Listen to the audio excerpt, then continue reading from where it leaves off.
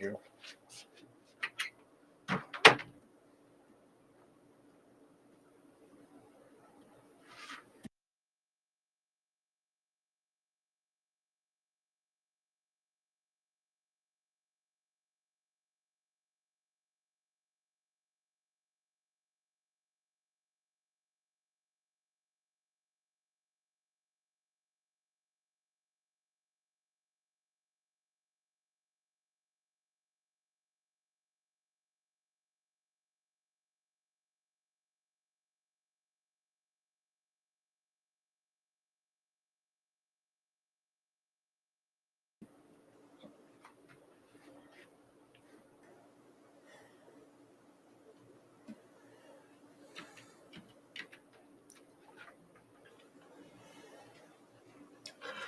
Hello, good morning, and welcome to Baiju's Exam Prep.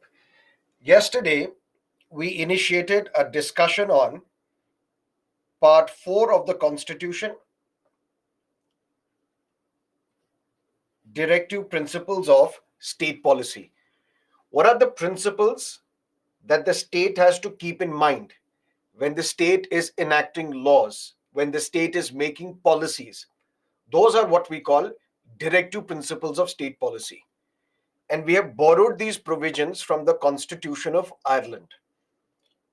The objective of DPSP is to ensure the creation of a welfare state, is to ensure social and economic democracy.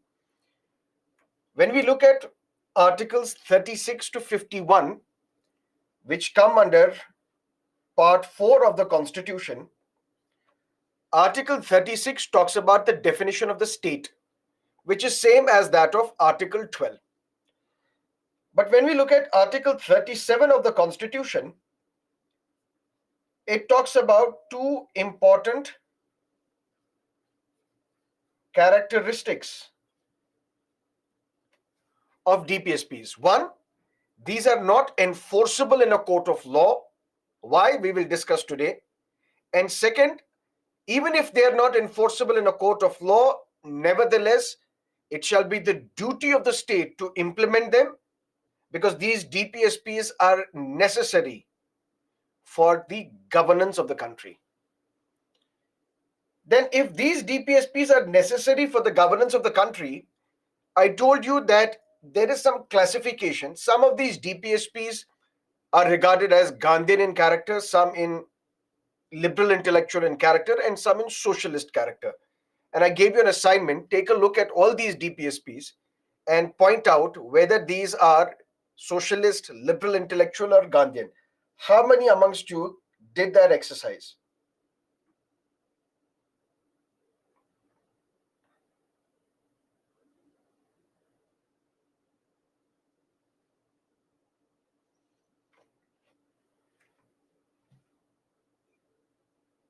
Okay, very good. Then we discussed what is the relationship between fundamental rights and directive principles of state policy. Relationship in the sense, if these DPSPs are to be implemented, because these are necessary for the governance of the country. But what if in the process of implementing these DPSPs, fundamental rights are violated?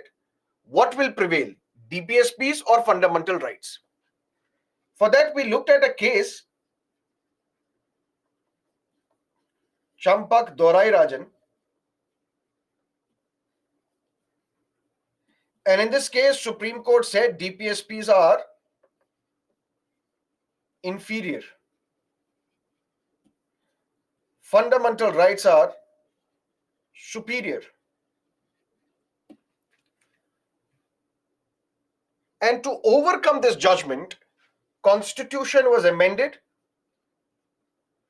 First Constitutional Amendment Act, 1951, which added Article 31 capital A, Article 31 capital B, which dealt with ninth schedule of the Constitution.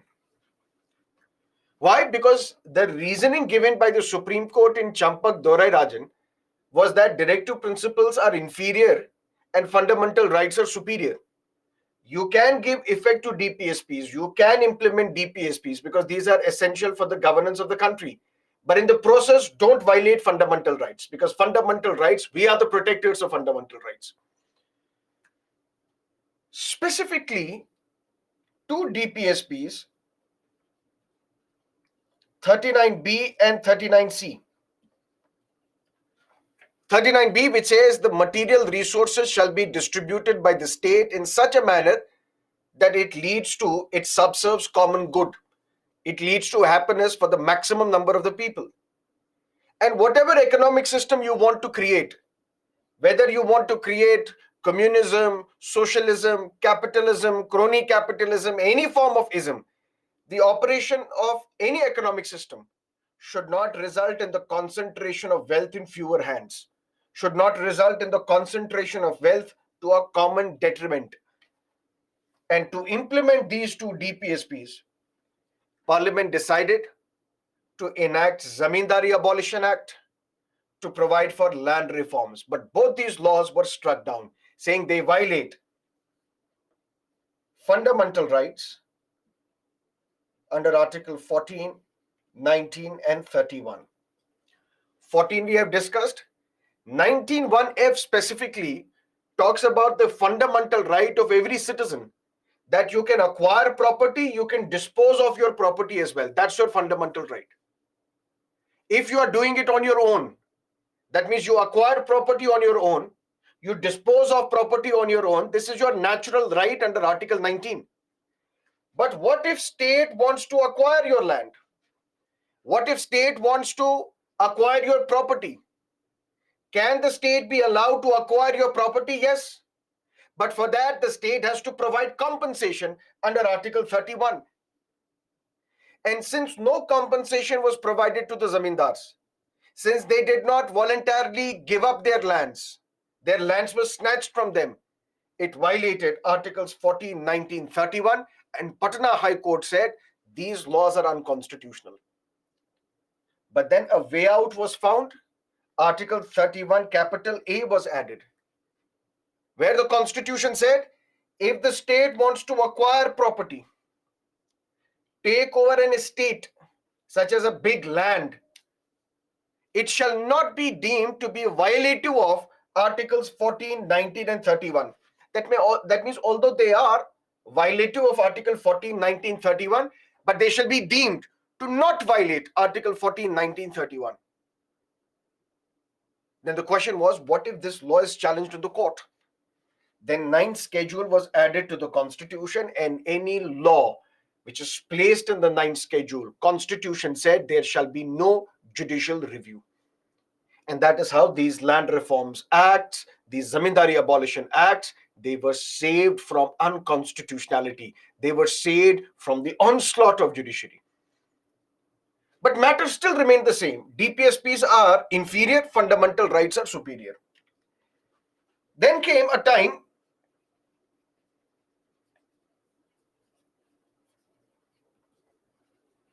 when Shrimati Indira Gandhi, as the Prime Minister, called for bank nationalization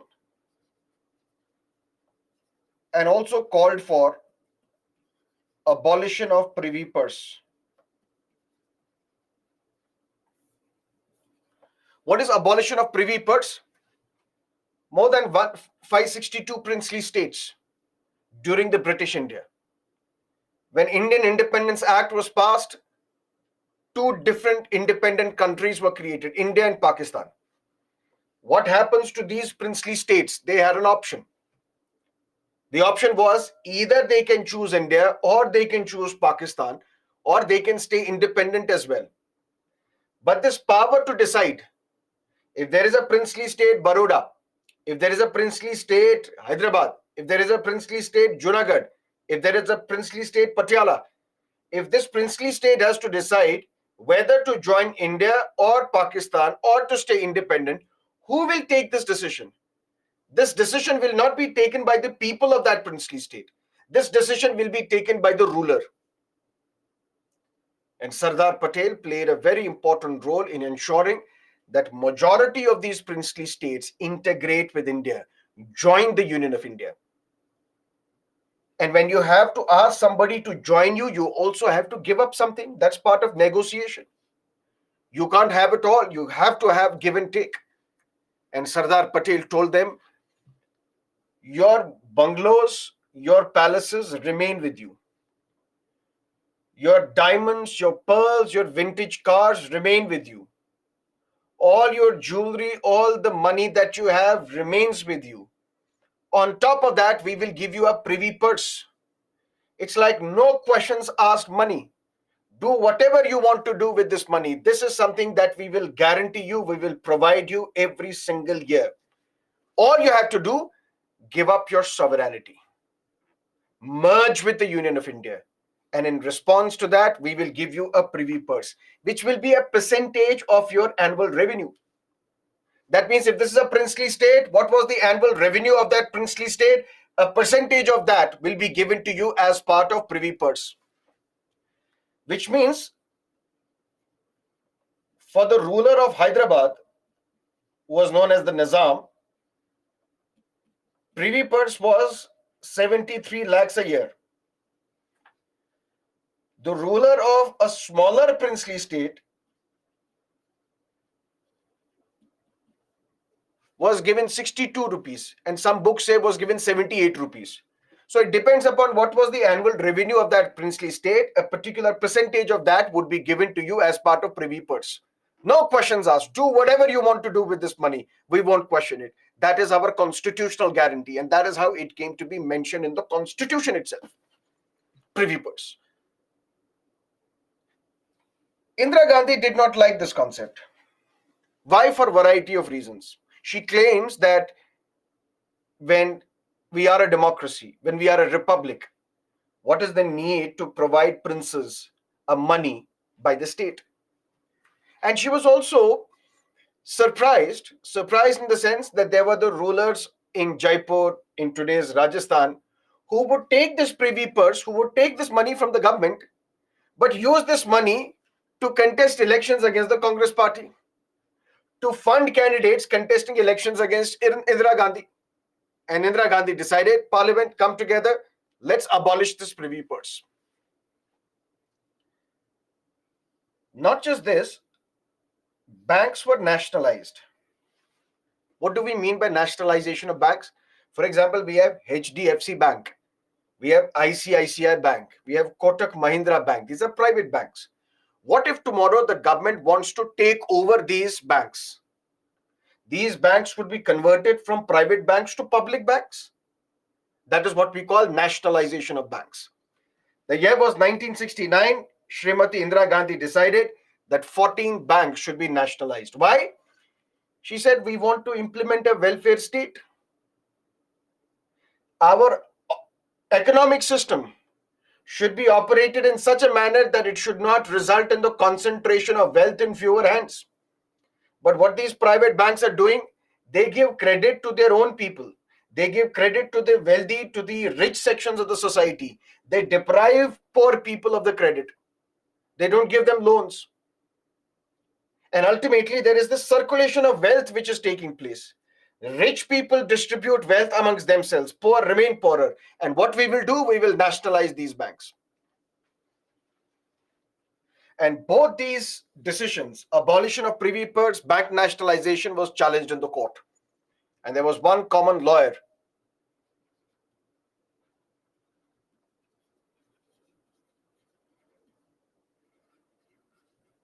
who fought against the government, Nani Palkhiwala. And we will discuss him in detail when we will discuss Keshavananda Bharti judgment. Both these decisions of the government were struck down by the court. Court said this is unconstitutional.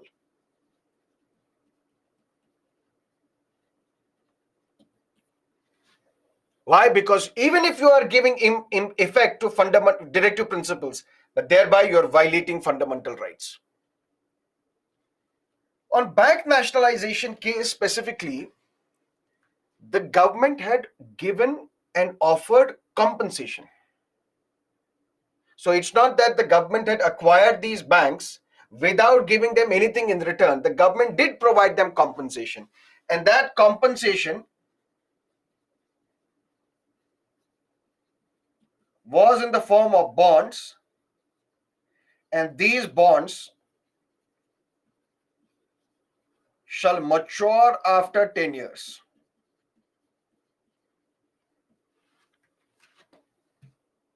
Government said, we will give you bonds. These bonds would get matured after 10 years, after which you can encash the money, and that is how we will provide you compensation. When the matter reached the court, the government attorney general told the court that, see, we have acquired their property, but we have provided them compensation as well. When we have provided them compensation as well, that means this compensation is in the form of the bonds. The court said, yes, you have provided compensation, but when you pay compensation in the form of bonds that will mature after 10 years, this is not a fair compensation. The very requirement under Article 31 is that when the state acquires property, takes over the management of any company, for that the compensation has to be provided, and that compensation has to be fair. Giving them bonds which will mature after 10 years is not a fair compensation, and on that ground it violates Article 31. This is unconstitutional.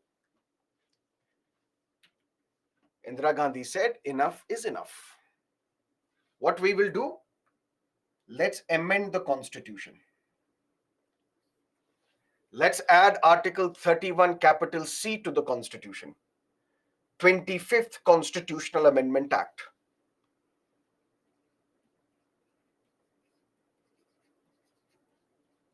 (1971). And what did this 31 capital C say? If the Parliament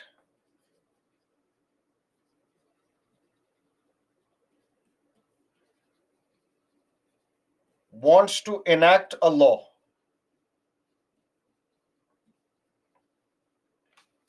because where is the problem?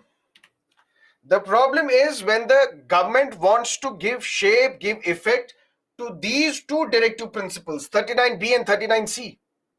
39B, that material resources should be distributed so that it leads to happiness for the maximum number of the people. It leads to common good.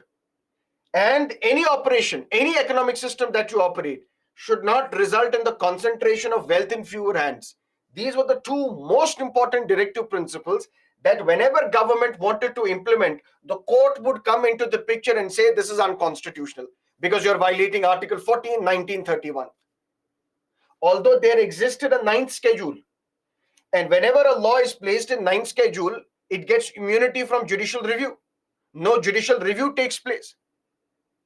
But there was an assumption that laws related to land, laws related to estates, Zamindari Abolition, Land Reforms Act, such laws would be placed in ninth schedule. But here we are talking about privy purses. Here we are talking about banks and their nationalization. And here we are talking about giving impact to Article 39B and 39C. So that tomorrow there is no problem whatsoever. We want to end this fight once and for all, because the court is saying DPSPs are inferior, fundamental rights are superior. Shrimati Indira Gandhi said, don't worry, we will ensure that Constitution recognizes the importance of DPSPs. Constitution recognizes the superiority of DPSPs. Constitutional amendment said, Article 31 capital C, if the Parliament wants to enact a law, and through this law, it wants to give effect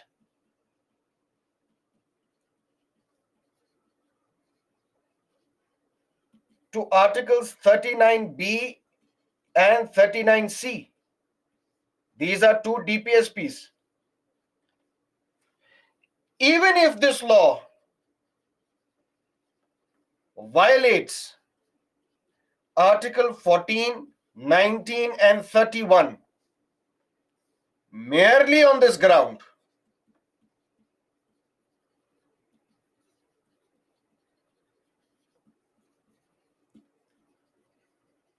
The law shall not be declared as unconstitutional.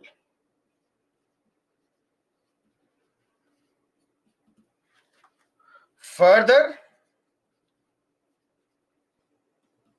no judicial review.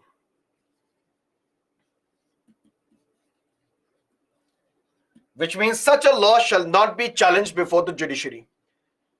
What the parliament is now saying, adding another article, 31 capital C to the constitution, saying if parliament wants to give effect, implement two DPSPs, 39B and 39C, even if this law violates Article 14, 1931, merely on this ground, the law should not be declared as unconstitutional. That means the law can be declared unconstitutional on some other grounds. Other grounds other than Article 14, 1931. And further, this law cannot be challenged on the ground that it violates Article 14, 1931. Which means for the first time, two DPSPs were given superiority over three fundamental rights. Matter went to the court.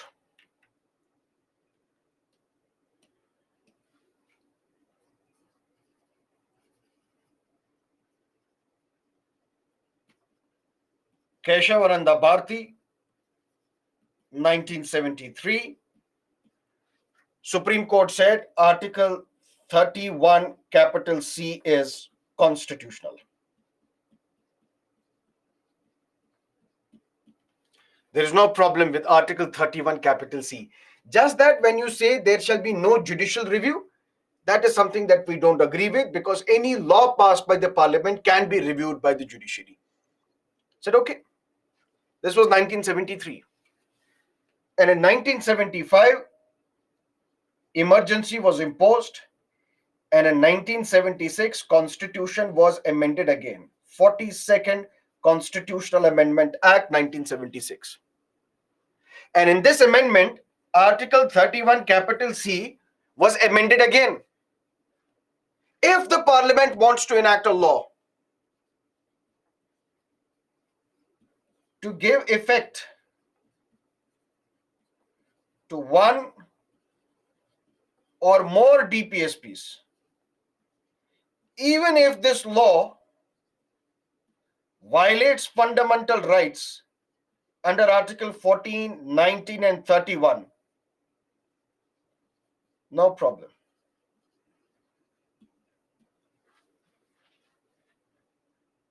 Are DPSPs superior or inferior? Champak Dore Rajan, Supreme Court says DPSPs are inferior, fundamental rights are superior. Now, to overcome this judgment, Constitution was amended. 31 capital A was added, 31 capital B was added, 9th schedule was added. Which basically said if the state wants to acquire land, estate, take over the management of a factory, even if it violates Article 14, 19 and 31, there should be no issue. Because we shall declare that when the state acquires land, estate, takes over the management of the factory, it shall not be deemed as a violation of 14, 19, 31. And any law which is placed in 9th schedule, there will be no judicial review. Even then, the situation remains the same. DPSPs are inferior, fundamental rights are superior. Then came a time when bank nationalization, bank nationalization, privy purse abolition, it was declared unconstitutional by the judiciary, saying it violates fundamental rights, even if you are giving effect to DPSPs. So DPSPs and their inferior status and fundamental rights and their superior status, it was always categorically stated by the judiciary, which was unacceptable to Indira Gandhi.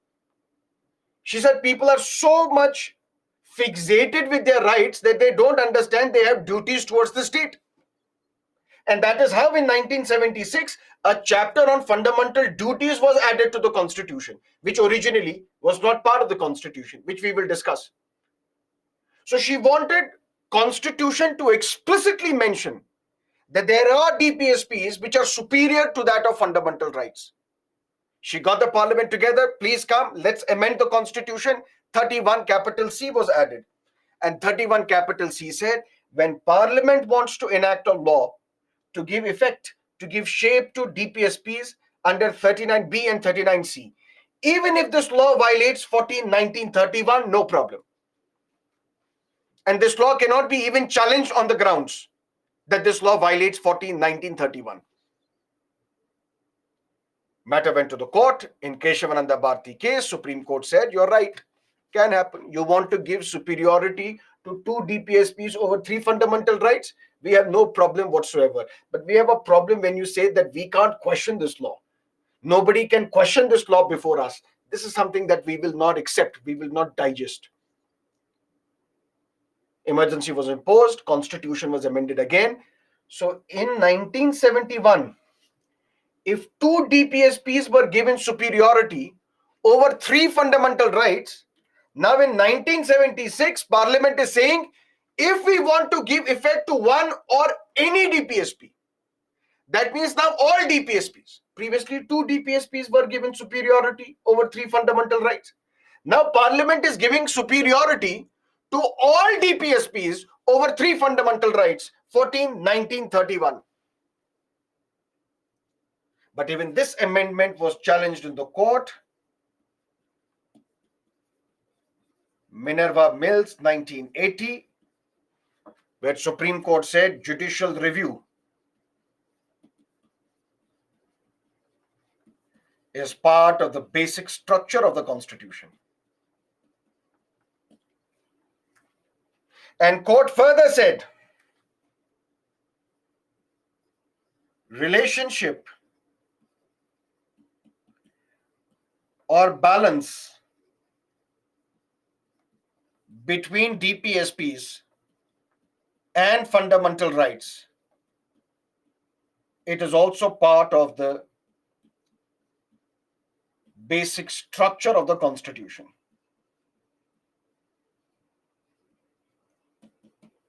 There has to be balance between non-enforceable DPSPs and enforceable fundamental rights.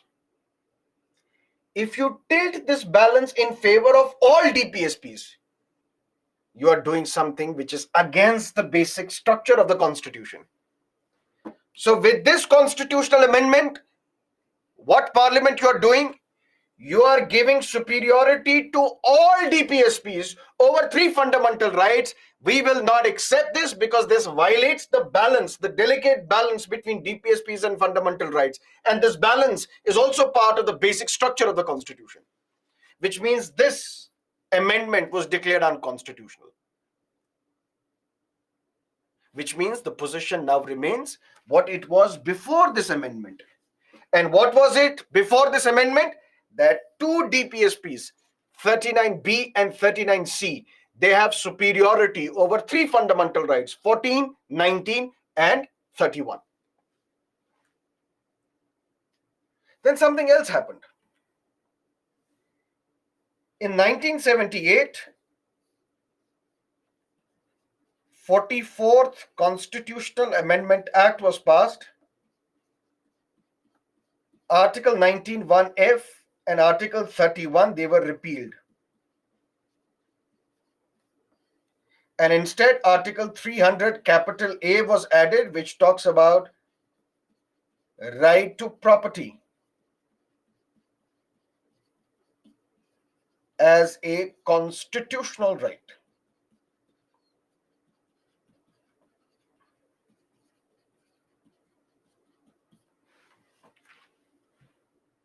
And I told you in fundamental rights why right to property was deleted as a fundamental right. We will discuss such a provision in DPSPs.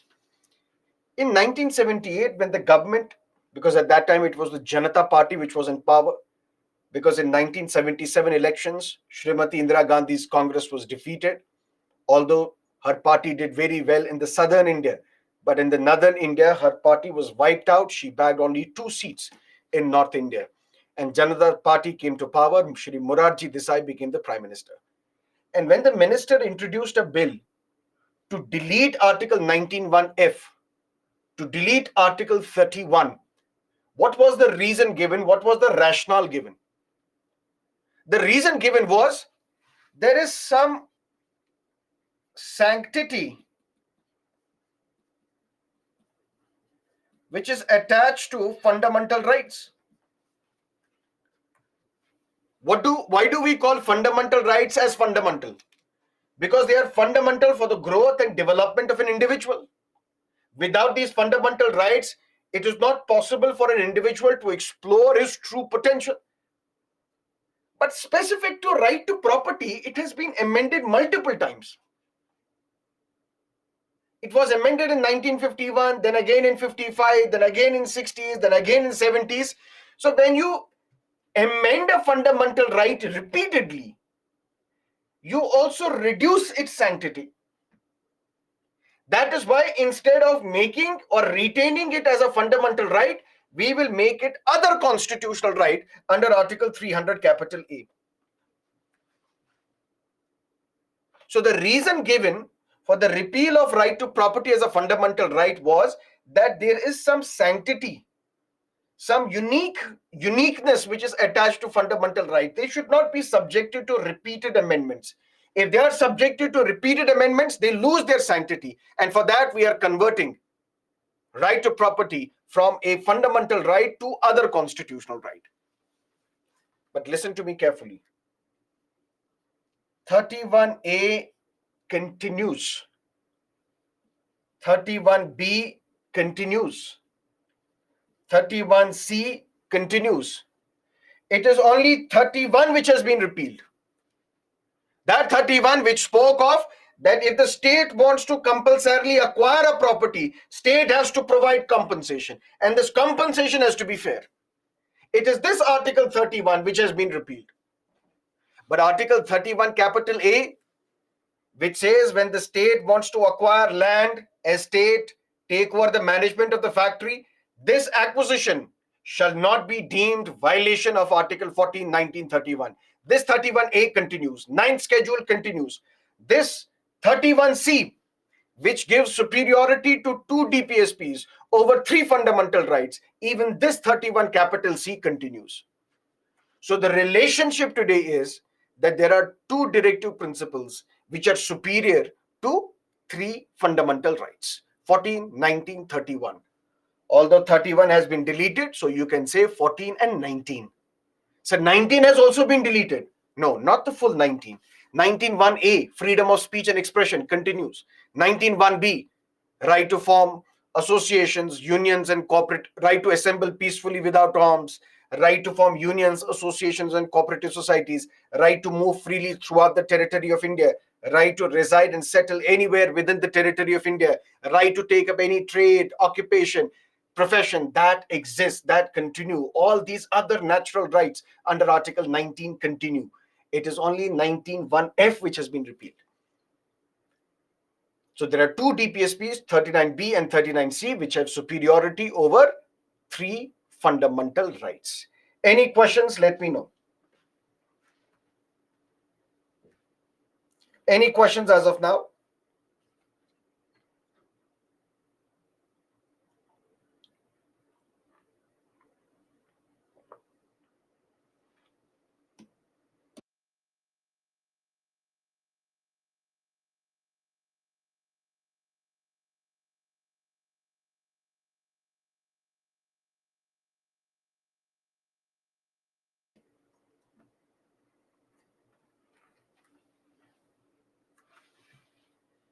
What is the majority required to amend right to property? The same special majority.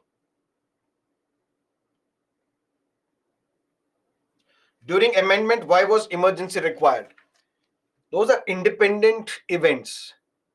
Emergency was in place and then constitution was amended. That doesn't mean to amend the constitution you have to impose emergency. Or that doesn't mean that whenever emergency is there you have to amend the constitution. No, it's for 2 independent events.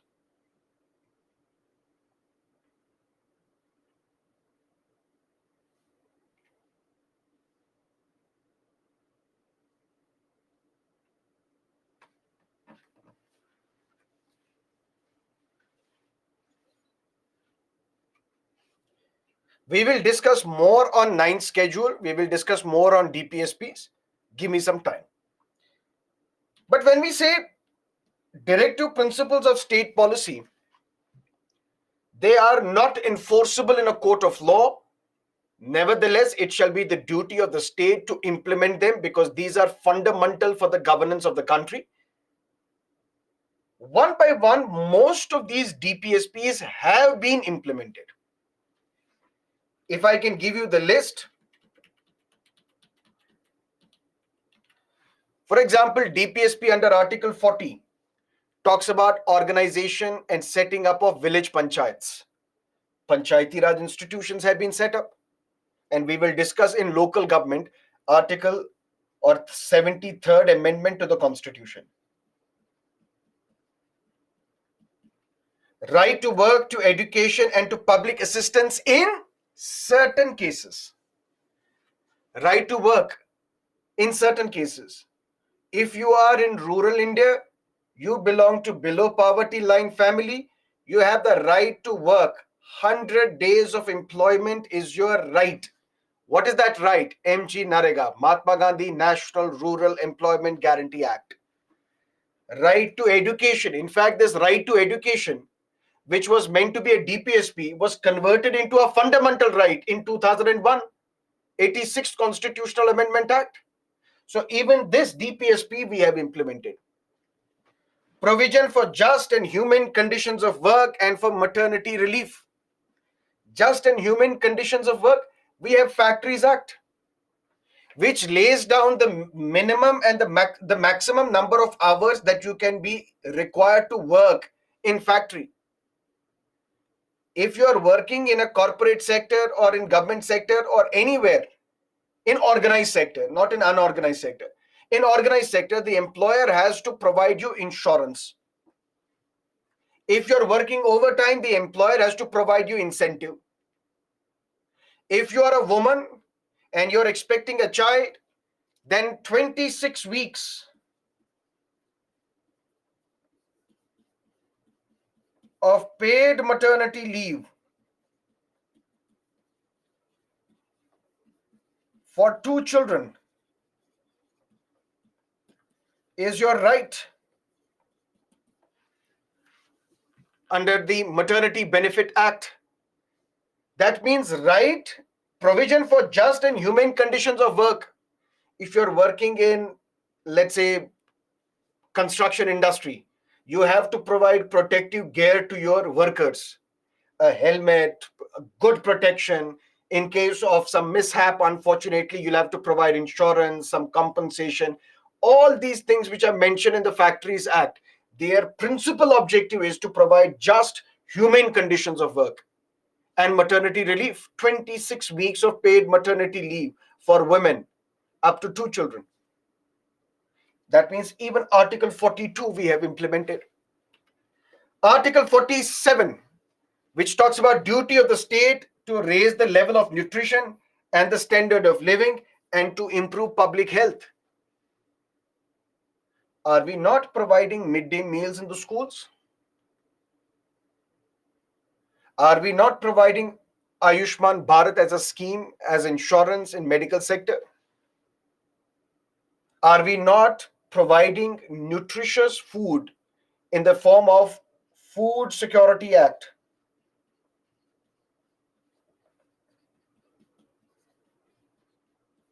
2013, where rice at 1 rupee per kg, wheat at 2 rupees per kg, pulses at 3 rupees per kg. These food items are given at subsidized rates to 67% of our population to raise their level of nutrition. Even Article 47 we have implemented.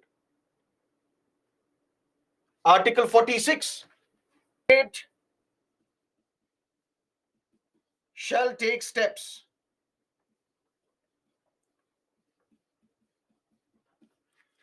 for the welfare of SCs and STs, those who belong to socially and educationally backward class of citizens.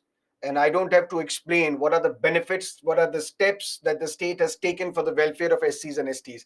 That means even Article 46 we have implemented. Article 49, which talks about protection of monuments and places and objects of national importance. Look at the institutions of national heritage. Look at the ancient monuments that we have. All these are protected. Archaeological Survey of India. There are so many institutions which are responsible for protecting, conserving these monuments, which means even this Article 49 we have implemented. Article 50, which talks about separation of judiciary from the executive. Have we implemented this? Yes. In 1973, when Criminal Procedure Code was implemented, the judicial powers of the magistrate were snatched, and these powers were given to the district judge. That means district judge will have judicial powers, executive magistrate will have executive powers. What we have implemented, Article 50, which is a directive principle, which talks about separation of judiciary from the executive. And Article 51, promotion of international peace and security. We tell Putin, war is not the solution. On Ukraine, you have to dial down, because we want to promote international peace and security. That should be the directive to the state. And we have never waged a war against any country. We have never initiated a war against any country, because the guiding philosophy, what are the principles that the state has to keep in mind? That you have to promote international peace and security. Long story short, all DPSPs have been implemented. Despite the fact that Constitution said these DPSPs are not enforceable in a court of law, the state has implemented almost all DPSPs except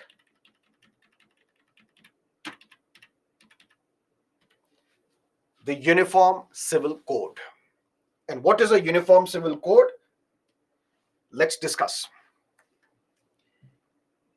We have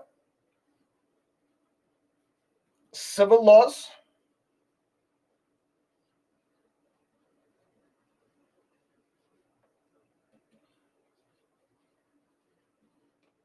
we have criminal laws.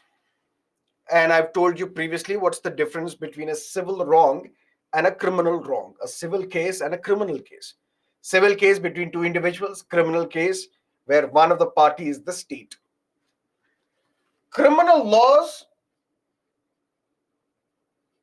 are common for all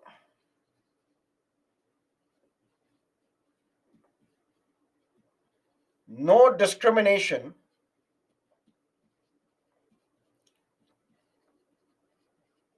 on the grounds of religion.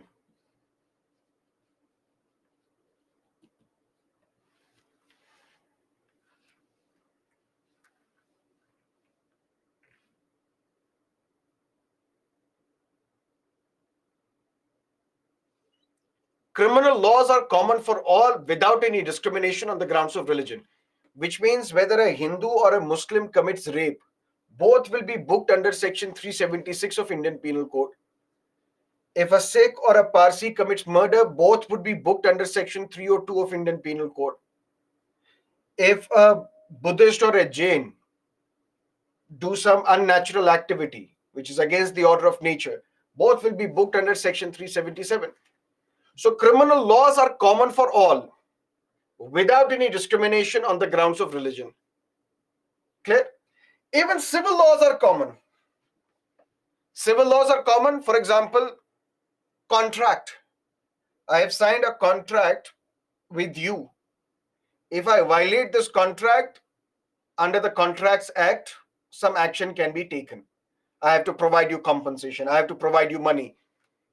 And there is no discrimination on the grounds of religion. That if a Hindu violates a contract, there is a different compensation that you will have to provide. If a Muslim violates a contract, there is a different compensation that you will have to provide. But within civil laws, there are some laws which are called personal laws.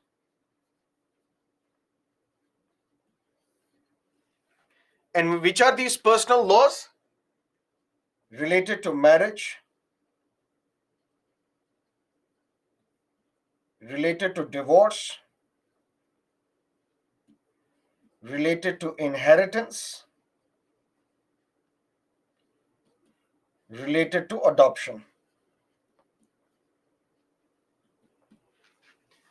It is with respect to these personal laws that different religions are governed differently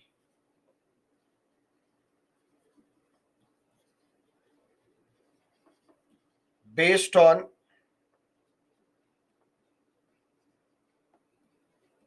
that particular religion's philosophy.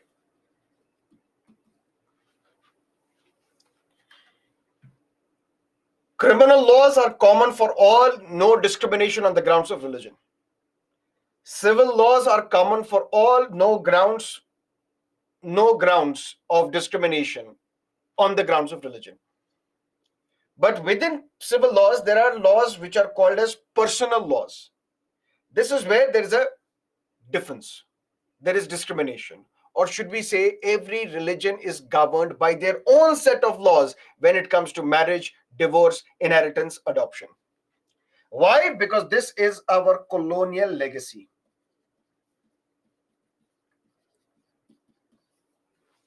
Why colonial legacy? Because in 1857, when the revolt of 1857 broke out, when a massive revolt broke out in the northern and central part of India, which nearly swept away the British rule, then the British realized that one thing that we should not do, we should not interfere with the religion of these Indians. Because these guys, my God, they're so touchy about their religion. So we snatched their economy. We destroyed their livelihood. They did not even raise their voice. But the moment we interfered with their religion, look at the revolt. Although the immediate trigger was that greased cartridge, which you had to cut. And when you chew it, the cartridge, the top of it was made up of, the allegation was cow meat and pig fat, which is, cow meat is not acceptable to Hindus, pig meat is not acceptable to the Muslims. So ultimately affecting the religious sensibilities of Indians. And this was the immediate trigger, and look at the revolt. And previously, there were some steps taken by the British to somehow make laws, personal laws, slightly better. Slightly better in the sense, sati was considered to be part of the Hindu tradition. Whether rightly or wrongly, whether justified or unjustified, let's not get into that. But sati was abolished. Lord William Bentinck, with tremendous support by Raja Ram Mohan Roy. British interfering with the religious practices. Sati was abolished. Widows were not allowed to remarry, particularly the widows which belonged to the Brahmin community. 1856, Widow Remarriage Act was passed.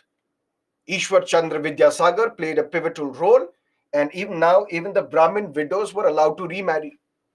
So some steps, incremental steps were taken. Sir Syed Ahmad Khan would ask the British that please ensure that parda is abolished. We don't need parda system. So some steps were taken by the British to somehow make Indians liberal. Some of the regressive practices associated with religions, they were sought to be diluted or deleted by the British. But the moment 1857 broke out, then the policy of the British was non-interference in the religious matters. Even if these practices are horrible, do it, but support us. We will not interfere with your religious practices, but you support us. And that is how Muslims in their personal laws were governed by their own law. Sharia, for example.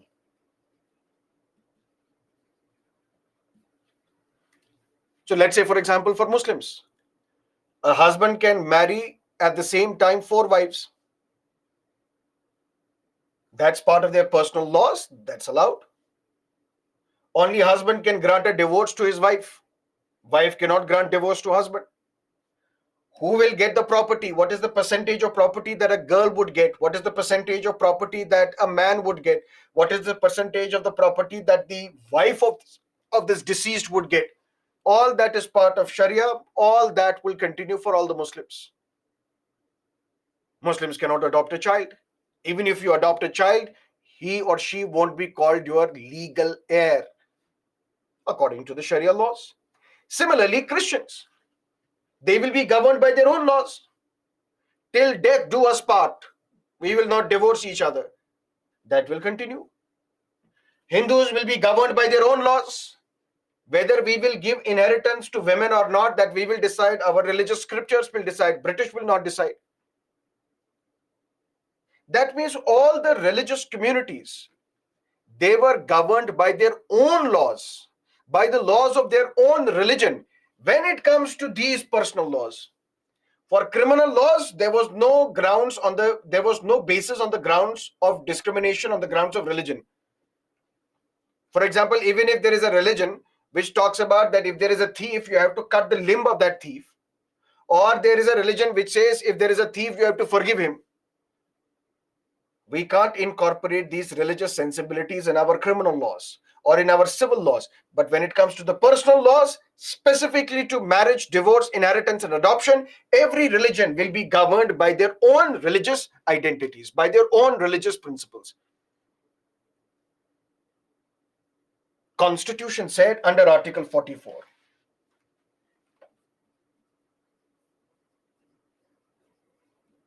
the state shall endeavor or strive to enact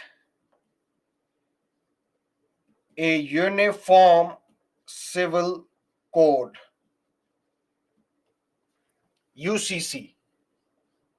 And what is UCC basically? If criminal laws can be common without any discrimination on the grounds of religion, if civil laws can be common without any ground for discrimination on the grounds of religion, personal laws should also be common. So that marriage laws, divorce laws, inheritance laws, adoption laws, these should be common for all religious communities. Different religions should not be governed differently. That is what uniform civil code exactly means. But this was part of the directive principles of state policy. Constitution said DPSPs are not enforceable in a court of law. Nevertheless, they shall be fundamental for the governance of the country. But when these are not enforceable in a court of law, that means it is the discretion of the state when it wants to implement this. But even till 2023, it has not been implemented. And it's not that Supreme Court or our judiciary is blind to it. They don't recognize it. They don't value it.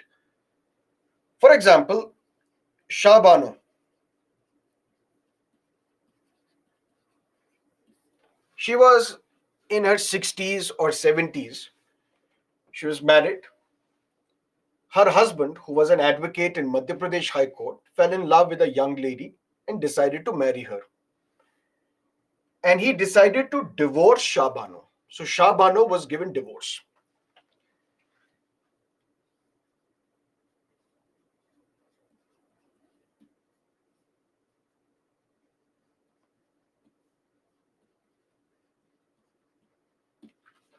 If a Hindu woman is granted divorce by her husband, this Hindu woman is provided maintenance for her entire life. That means the husband, who is now the ex-husband, has to provide money to this wife, his ex-wife, so that she can live her life. That is what we call maintenance for her entire life. Why? Because when India got independence, Dr. Ambedkar and Pandit Nehru, they decided to come together and reform Hindu laws or Hindu personal laws. I'm mentioning reform in quotes because it was reform for them, but maybe for others, it was interference. So what you call reform may be interference to others. What I call interference may be reform to someone else. So if the idea is to have a uniform civil code, that means one common code which will be applicable to everybody, why not first initiate the reform of the Hindu laws itself, according to Dr. Ambedkar and Pandit Nehru? Why not allow intercaste marriages? Because intercaste marriages were not allowed.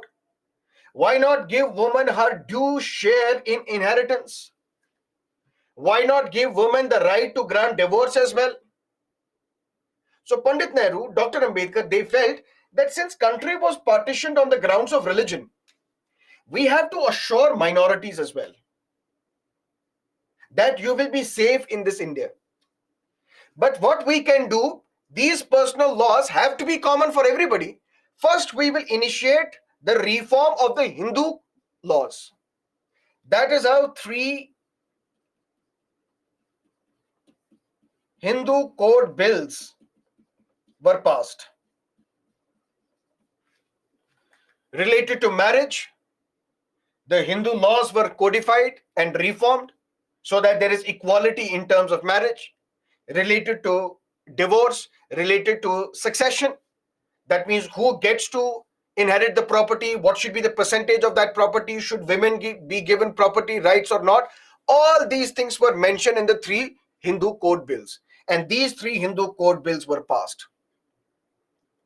Dr. Ambedkar was still not happy with these Hindu code bills because he thought that Pandit Nehru has now succumbed to the pressures of the far right, has succumbed to the pressures of the orthodox Hindus. He is trying to please them by watering down these laws. Dr. Ambedkar was not happy. Dr. Ambedkar basically then resigned as the Law Minister of India. And then at a ceremony, a historic ceremony which is celebrated today, he renounced Hinduism and adopted and embraced Buddhism, along with lakhs of his followers. But be that as it may, the first step was taken so that if we are talking about uniform civil code, listen to me carefully, if we are talking about uniform civil code where one code related to marriage, divorce, inheritance, adoption should be common for all religions, first let's have some commonality within Hinduism. Because for Brahmins there are different rules, for Dalits there are different rules, for women there are different rules, for men there are different rules. Can't we have some sort of common structure, common code for all Hindus?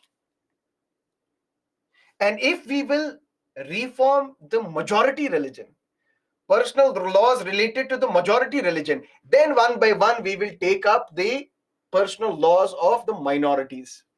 Then they can't complain as well. Why? Because we will tell them, if we can do this with Hindus, why can't we do with Muslims, Christians, Parsis and others? That was the intention. That was the logic. But Shah Bano, when she was divorced by her husband, according to the Islamic law, according to the Sharia, because in personal laws you are governed by your own religion. According to Sharia, this husband, who is now the ex, has to provide maintenance to his wife only for 3 months.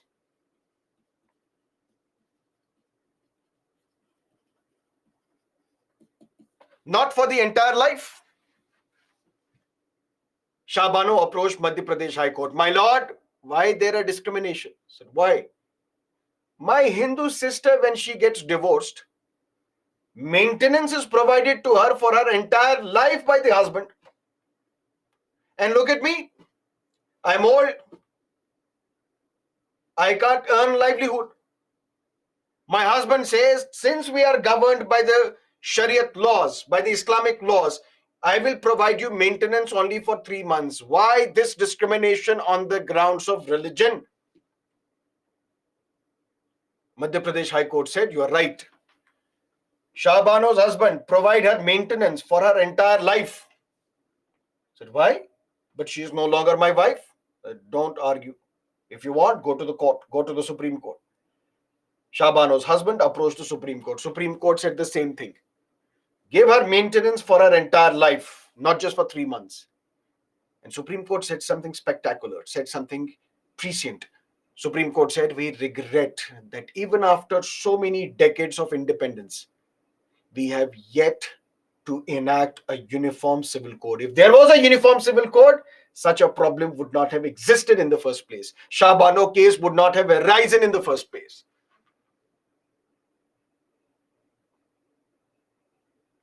This was 1985. And in 1985,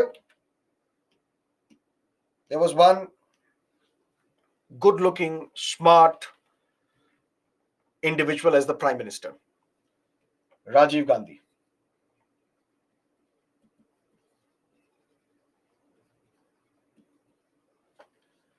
So called leaders of the Muslim community, the clerics, the mullahs, they approached Rajiv Gandhi and basically threatened him. We will not give you votes. Then you can't remain the Prime Minister. Do what you want to do. I said, but what do you want? We don't want any interference in our personal laws. Supreme Court has said provide maintenance for the entire life. Why? This goes against the Islamic principles. Islam is in danger. I said, what do you want me to do? You have the majority. You have more than 400 MPs in Lok Sabha. Pass a law, nullify this judgment. Okay, don't worry, we'll do that. And the parliament enacted a law known as Muslim Women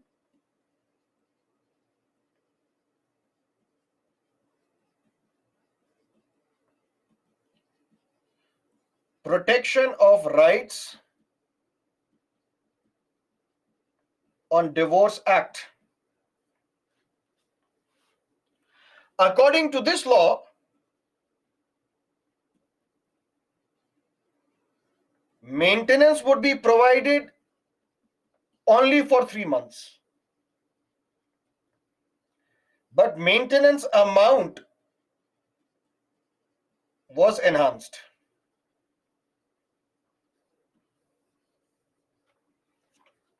Rajiv Gandhi said, don't worry. What has the Supreme Court said? Supreme Court said, provide maintenance for entire life, not just for 3 months. And what do you want? We want to provide maintenance only for 3 months. That's it. Otherwise, no vote. When no vote, no PM. Nothing. Go back to Italy. Whatever it is. This is just humor. I'm not privy to such conversation. This is just to make you understand. And ultimately, this law was passed. When this law was passed, it said that although the maintenance amount that this husband has to pay to his ex-wife will be increased, but this maintenance will be provided only for 3 months, not for the entire life. And then there was allegation against Rajiv Gandhi that you are pandering to the Muslim interests. Hindus would be left out. You have to do something for them as well. And when Ram Mandir is being constructed right now at Ayodhya, which would be open next year, if you read the statements of Dr. Subramaniam Swamy, he says that if there is a person who is responsible for the construction of the Ram temple, it is Rajiv Gandhi. In fact, Subramaniam Swamy and Rajiv Gandhi, they were close to each other. Once Subramaniam Swamy and Sonia Gandhi were also close to each other. But now, he just wants them to be in jail, including their son. But be that as it may, what Rajiv Gandhi did, when there was a dispute on this Ram Jannabhoomi, where Babri Masjid stood, and the allegation was that this Babri Masjid was constructed on the ruins of the Ram temple. Ram temple was destroyed. That's how Babri Masjid was constructed.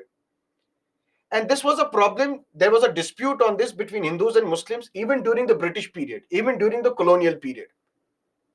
But as soon as India got independence, idols of Lord Ram appeared under the central dome of Babri Masjid. The central dome of Babri Masjid, under that the idols appeared. And when idols appeared, the Hindus thought that, look, Lord Ram has himself come inside Babri Masjid and claiming his place of birth. And others said, how can idols appear on their own? Somebody would have sneaked in the idols and placed the idols under the central dome. But the government immediately sealed the mosque, immediately sealed the entire area and said no further prayers can happen. But even then, just next to the Babri Masjid, there used to be a place known as Ram Chabutra. And that Ram Chabutra used to be worshipped by the people, by the Hindus. Not closer there, but from outside. There were some disturbances during this period as well, but the gates of this Lord Ram temple, or this makeshift Ram temple of the Ram Chabutra, it was closed. Rajiv Gandhi said, on one hand, we are passing this law which will please the Muslim community. On the other hand, the Faizabad court decided to open these locks of Ram Chabutra and allowing Hindus to worship. And the central government did not object to this, did not do anything to prevent the situation from happening. So it was argued that it was Rajiv Gandhi who was responsible for opening the doors of the Ram temple, which ultimately paved the way for the destruction of the Babri Masjid and ultimately the Ram Janmabhoomi movement, which has now culminated into the construction of a mega Ram temple at Ayodhya. But unfortunately, or fortunately, he could not reap the benefits of both these things, and ultimately he was voted out of power in 1989. But be that as it may, this is what happened in 1986. Even this was challenged in the court. Daniel Latifi, who was the lawyer of Shah Bano, he filed a case against this law, saying, "My lord, how can the law passed by the parliament nullify the judgment of the court? You said provide maintenance for their entire life, and the parliament is saying maintenance only for 3 months. How is that possible?" The Supreme Court asked the government, how is this possible? Supreme Court said, we have to respect the personal laws of a community as well. My lordship, you wanted maintenance to be provided for the entire life, right? Yes. We will calculate that amount. We will calculate this maintenance amount and we will provide the same amount which would last for the entire life of that woman, but we will provide only in 3 months. So that we balance your lordship's judgment as well, the Islamic laws as well. Your lordship's judgment, you basically want that this woman should not suffer for the lack of funds, for the lack of money. That means money should be given to her which will last her entire life. We will give that money. The husband will give that money as maintenance, which would last for her entire life, but only for 3 months, not after that. Because after that, she's not his wife. The court said, okay, this law is constitutional, but ensure that maintenance amount is enhanced so that this enhanced maintenance amount lasts for the entire life. But even then, there is no such thing as uniform civil code. And then there are people who say, yes, uniform civil code should be implemented. And there are also people who say, no, it should not be implemented. Let's look at both the arguments. Uniform civil code should be implemented because it is a DPSP, and implementation of the DPSP is fundamental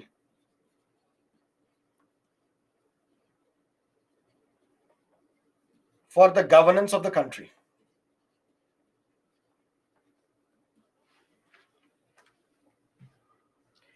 DPSP should be implemented, or this uniform civil code should be implemented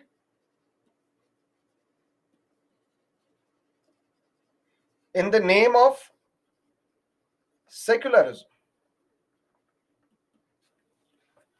So when we say implement DPSP, we keep in mind the preamble's objective of a secular state. In secular state, there should be no discrimination on the grounds of religion. When there is no discrimination on the grounds of religion, that means the state has to treat everybody equally. By having personal laws related to your own community, which is different from others, you're violating secularism. So for the sake of secularism, implement uniform civil code. Not just that, for gender justice. There was intervention of the court, and that is how Hindu woman, Hindu daughter was given inheritance rights. Otherwise, she was not given inheritance rights. Muslim women today, even today, cannot divorce her husband, even if the husband is abusive. So the laws related to personal laws, they are tilted in favor of men. Same goes with the plight of the Parsi woman. If she marries a non-Parsi, she cannot enter the fire temple. She cannot perform the religious rituals. She cannot inherit the property. But if the laws related to marriage, divorce, inheritance, adoption are common for all religious communities, this law would ensure that there is no discrimination on the ground of gender.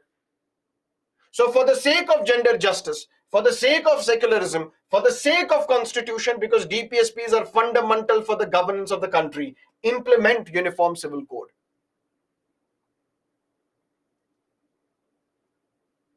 And when Uniform Civil Code would be implemented,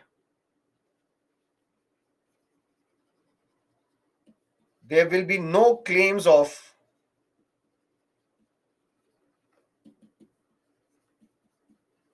minority appeasement,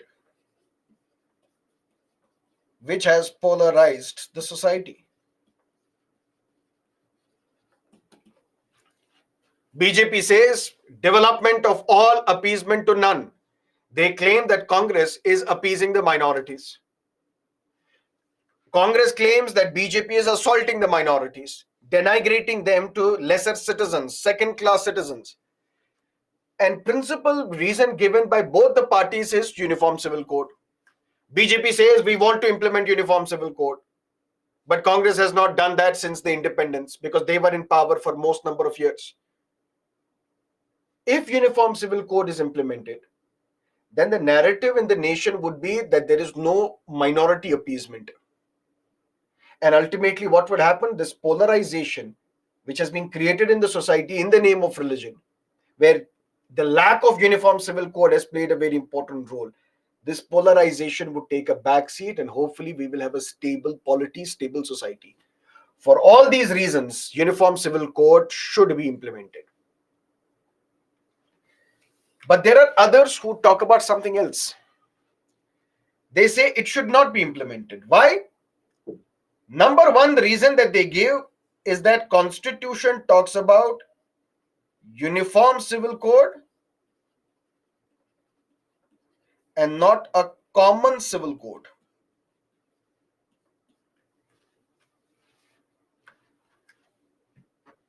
What is the difference between the two? They say when Constitution talks about Uniform Civil Code, Constitution could also have mentioned common civil code.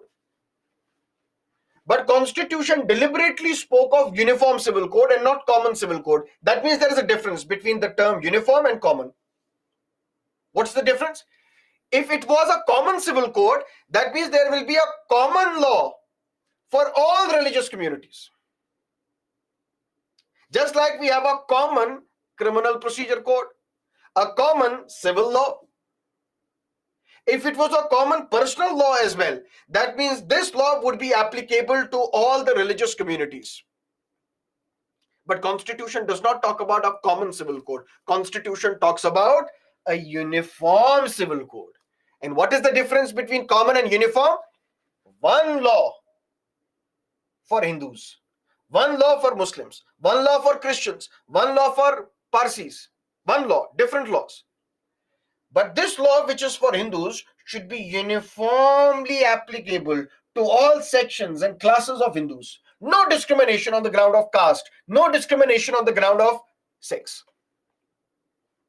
There should be one law for Muslims, different law for Muslims, but uniformly applicable to all the classes and castes of Muslims. That is what some constitutional experts say. They say Constitution under Article 44 does not talk about a common civil code. It talks about a uniform civil code. That means a law for Hindus, different law for Muslims, different law for Christians. But this law should be uniformly applicable to all classes and sections of Hindus or Muslims or Christians or Parsis. Argument number one. Argument number two. They say, look at the wording of Article 44 as well. Other articles, other DPSPs, they say the state shall provide for what? Equal pay for equal work. The state shall ensure that the standard of living of society increases. The state shall provide for separation of executive from judiciary. The state shall ensure international peace, security. The state shall do this, the state shall do that. But Article 44 does not talk about the state shall ensure uniform civil code or the state shall enact a uniform civil code. It says the state shall strive. Look at the beauty of these words. The state shall strive, shall take a lot of steps, ensure that through consensus we implement a uniform civil code.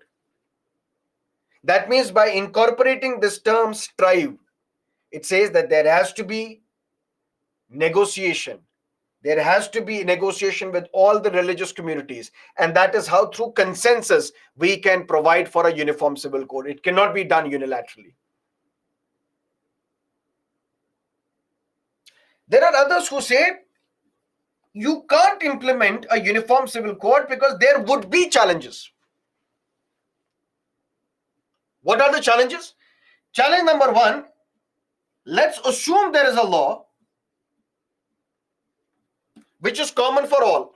Let's assume for a while that there is a law related to marriage, divorce, inheritance, adoption, which is common for all.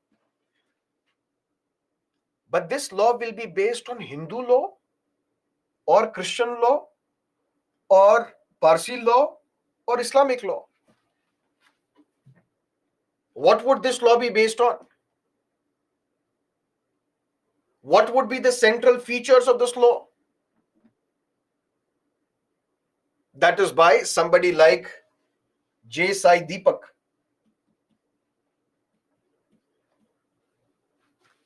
A constitutional expert has written a couple of books as well, is a lawyer as well. He says, I am more skeptical about uniform civil code because I know when uniform civil code would be implemented, it basically would be against Hindu interests.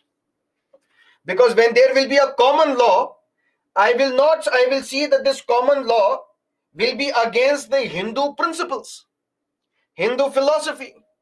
So right now, at least we are following our own laws based on our particular religion. Now tomorrow there will be a secular law which will not take into mind the Hindu interest, Hindu ideology, Hindu philosophy. So he says, first I have to look at the draft. What is this uniform civil code that the government is talking about? Then we will see whether to support this or oppose this. But our history says that whenever the government interferes with the Hindu laws, it always is against the Hindu interests. According to, not me, J. Sai Deepak. But there is another challenge. The challenge is Article 44 is what? DPSP. Article 25 is what? Fundamental right. There are only two DPSPs which have superiority over three fundamental rights, 39B and 39C, over Article 14, 1931. But Article 44 does not have primacy over any fundamental right. So if Uniform Civil Code is implemented, and let's say this Uniform Civil Code bans polygamy, saying you can't have more than one wife or you can't have more than one husband. But under Article 25, you have the fundamental right to practice your religion. If your religion allows you to marry more than once at the same time, and this right to practice that religion is your fundamental right, what if DPSP tries to snatch it? What will prevail? Fundamental right or DPSP? Fundamental right. So if your religion allows you to marry and right to religion is your fundamental right, Right to practice religion is your fundamental right. How can the state snatch it from you? Because to implement DPSPs, implement this, but don't violate fundamental rights according to Supreme Court. Forget about this. Let's look at Article 29. Every section of citizens who have a distinct language, script, or culture of their own, and they want to preserve that culture, they have the fundamental right to preserve that culture. So we gave some instances. Marriage by capture. This marriage by capture either is to be made applicable to everybody or nobody. So if you make marriage by capture available to everybody, then we don't need uniform civil code, because that is rape in rest of the country. But for some tribal cultures, it is part of their culture, should be recognized. But if uniform civil code is implemented, that means common laws for marriage for everybody. That means marriage by capture, marriage by intrusion. A girl marrying the grandfather would be incest. A man marrying the mother-in-law would not be acceptable. All these practices would disappear because uniform civil code is now implemented. But Article 29 is a fundamental right. And can a law to give effect to DPSP violate fundamental right? No. These are the challenges. And that is why even the Law Commission of India has said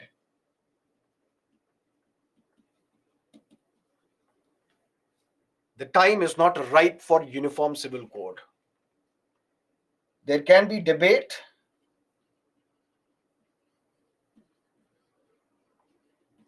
but uniform civil code is not required right now, because time is not yet ripe. The question Uni is asking, then why triple talaq is removed? You may be surprised. Triple talaq was not declared unconstitutional by the judiciary. Judiciary did not say instant triple talaq is violation of fundamental rights and therefore is unconstitutional. Then what happened?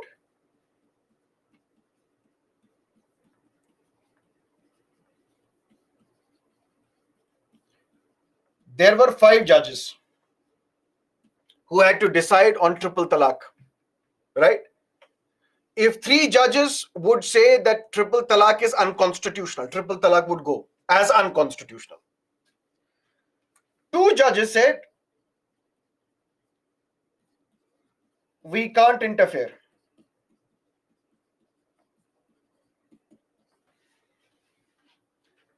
Same as what Supreme Court said yesterday vis-a-vis right to marriage in the LGBTQ community. They placed the ball in the court of the parliament, saying, let parliament take a call, we will not interfere. Justice Nazir, Justice Kehar. 2 other judges, they said instant triple talaq is unconstitutional because it violates fundamental rights. So 2 judges are saying we will not interfere. 2 other judges are saying it is unconstitutional. Now the ball is in this court of a judge, Justice Kurian Joseph. He did not even look at this question from the prism of constitutionality or unconstitutionality. He looked at this question from the prism of religion. And he said instant triple talaq is against Islam.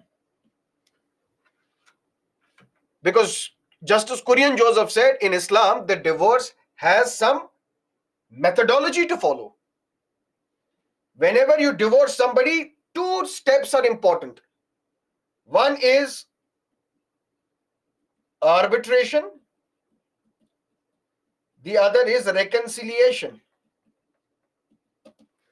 Reconciliation in the sense, if the husband says talaq to his wife, but then the husband regrets and says, I'm sorry, I love you, I should not have done this. I was under the influence of liquor, I was under the influence of drugs, I was under the influence of psychotropic substances. I'm sorry, let's patch up. So there has to be scope of reconciliation, or there has to be arbitration. Elders will come, family members will come, panchayati raj members will come and try to convince this couple to stay together, because after all, marriage is an important institution. Divorce should be the last resort. So there has to be a scope for reconciliation and arbitration. Once both these objectives fail, then the divorce has to be granted. That is why Korean Joseph said, look at the other forms of talaq in Islam. You say talaq and wait for 30 days. Why 30 days? Because in this 30-day period, there has to be arbitration and reconciliation. Then wait for another 30 days. Total, you have to wait for 90 days. So that in this 90-day period, there is some sort of reconciliation, there is some sort of arbitration. If everything fails, then divorce is granted. But when you say instant triple talaq, when you give talaq, talaq, talaq 3 times in a single utterance, and the divorce is granted, which means you don't have to wait for 90 days, which means there is no scope of arbitration, there is no scope of reconciliation, which means this form of divorce, this form of talaq is un-Islamic. That is why we say instant triple talaq was not declared unconstitutional, it was only set aside. It will not continue. On what grounds? 2 judges said unconstitutional. 3 other judges said no, on different ground, on Islamic grounds. That is why there is this difference.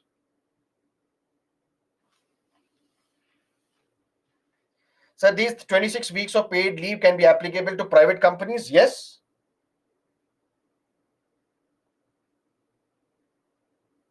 So triple talaq is still followed?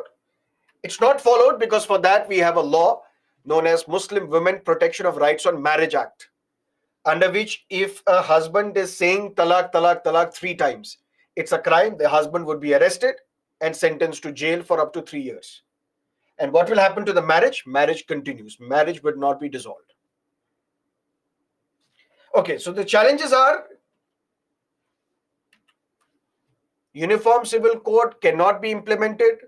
Why? Because Constitution only talks about a uniform and not a common civil code. Constitution only talks about the state shall strive. It does not talk about the state shall enact. There are challenges. If Uniform Civil Code is implemented, what about Article 25? What about Article 29? And at the same time, the Law Commission also has said that the time is not ripe right now for a Uniform Civil Code. There can be debate, there can be discussion, but maybe not implementation. Let's wait and watch what will happen, because the committee has been set up by the government to look into Uniform Civil Code. Whether it will be implemented or not, we'll have to see. If it is implemented, we'll have to see how it is. What are the provisions of Uniform Civil Code? But what is the alternative? If not a Uniform Civil Code, what is the alternative? And the alternative is Goa. If there is one state in India where we have a Uniform Civil Code, that state is Goa. What is the Goa model of Uniform Civil Code? Let's discuss. Is this a good model? Let's discuss. If it is not a good model, then what is the other alternative? The Special Marriage Act of 1954. Is that good, bad, or ugly? And what did the Supreme Court say yesterday on legalizing marriage for the same-sex couples? All this we will discuss after the break.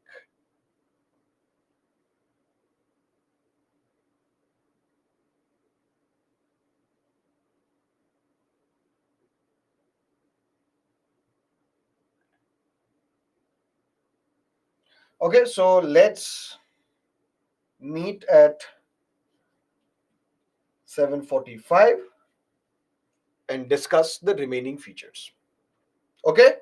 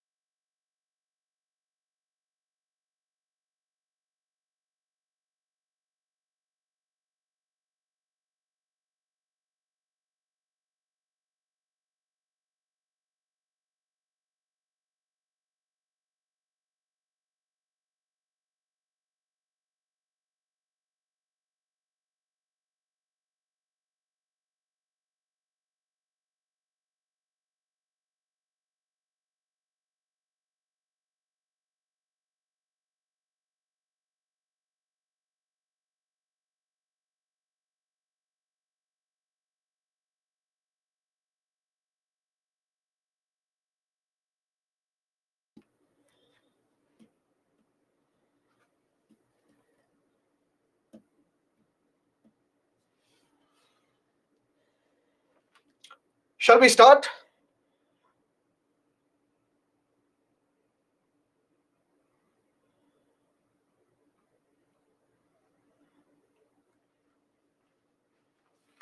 Okay. There is one state in India where we have a uniform civil code, and that is Goa. When it comes to matters related to marriage, divorce, inheritance, or adoption, there is no discrimination on the grounds of religion. That means same laws related to marriage, divorce, inheritance, and adoption are applicable to all the religious communities who are there in Goa. Why Goa? Because you would know Goa was under the Portuguese. And when Goa was to be made part of India, there was a condition that all these Portuguese laws should continue in Goa even after Goa becomes part of India. And one such Portuguese law was laws related to the personal laws. That is how former Chief Justice, Justice Sharad Arvind Bobde, S.A. Bobde, he said that if in Goa we can have a uniform civil code and it is continuing right since the time Goa became part of India, why can't we have a similar provision, similar set of conditions in the rest of the country? That's how we can implement a uniform civil code. But yes, in Goa there is a uniform civil code. But as you dig deeper, you see some problems in Goan model as well. It can also mean uniformity in discrimination. If there is a uniform civil code, but the code itself is discriminatory, that means this discrimination will be uniformly applicable across the religions. And what is that discrimination? Let's look at these conditions one by one. Procedures for registration of marriage are different for Catholics as compared to the procedures applicable to non-Catholics. What are the procedures? Basically, two signatures are required.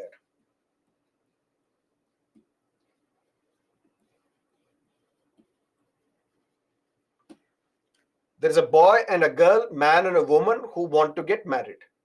The procedure is that you have to give two signatures. One at the time of intent,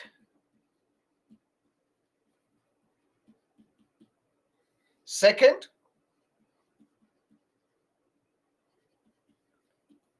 when you actually solemnize this marriage, when you actually do this marriage. This intention, that means when you want to get married, you will have to give your intention that yes, I am in my sound mind and body, I want to get married, so my intention is to get married. This signature is taken by both the parties, and ultimately first signature requirement is done, and the second signature is done when actually the marriage is registered, when actually the marriage is solemnized. But this second signature is not required for Catholics. If this marriage takes place at the church, so if the marriage takes place at church, we consider that at this church, second signature is taken. That means there is no requirement of a second signature, but the second signature is required for every other religious community. That means special procedure for Catholics, special provision for all other religions. That means for all other religions, discrimination is uniform. That is discrimination number one. Number two, this marriage which is solemnized at the church, it has an option of being annulled in the church for specific reason, such as non-consummation of marriage. Let's say, for example, here is a Catholic and here is a non-Catholic. And now the marriage has taken place. Now, once marriage has taken place, that means it can also be annulled as if marriage never took place. Or it can be there can be a procedure for divorce. That means marriage took place and now they've decided to separate from each other. That's divorce. That's the difference between annulment and divorce. Annulment is as if marriage never happened. Divorce is marriage happened and now it is to be set aside. For Catholics as well as non-Catholics, the grounds of divorce are same, common. Divorce can be through mutual consent. Both husband and wife, they now decide that we are not good together. We have irretrievable differences which we cannot sort out, and let's part ways. Through mutual consent for everybody, divorce is allowed. Men can also give divorce, women can also give divorce. That is common for everybody. If there is cruelty in marriage, there can be divorce. If one of the partner is an impotent, there can be divorce. So grounds for divorce are common for all, except for Catholics. If the marriage is solemnized in the church, one additional ground for annulment is prescribed. If the marriage is not consumed. What is this non-consummation of marriage? If boy and a girl, husband and wife, they got married, but they did not have sex. They did not indulge in sexual intercourse, which means the marriage was not consumed. This non-consummation of marriage is a ground for divorce, but only for those marriages which are solemnized at the church. And who will solemnize marriage at the church? The Catholics. For all others, this is not a ground for the annulment of marriage. That means for all others, there is discrimination, but uniform discrimination for everybody. Not just this. There is something unique to Govan model, which is the regime of communion of assets. What does that mean? Here is boy, and there is a girl. Girl can inherit property, can also purchase property. She may have inherited some property from her parents. She may, because of her own income, have purchased this property. Same goes with boy as well. The boy would or may have inherited the property, may purchase from his income property as well. And let's say these are the 4 properties of boy. These are the 5 properties of the girl. At the time of marriage, if they want, if both husband and the wife, they want that all these 8 properties we should hold together, control together, we should be the joint owners of all the properties, that will continue. And this is common for everybody, common for all the religions. That means if husband and the wife, they have some property, they want that this property after their marriage should be jointly controlled by them. That is also a provision. But if they want that, no, my 5 property I will keep separately, your 4 property you keep separately, that is also something that can happen. But even if it's a regime of communion of assets, which means common control over the assets, but the manager is husband.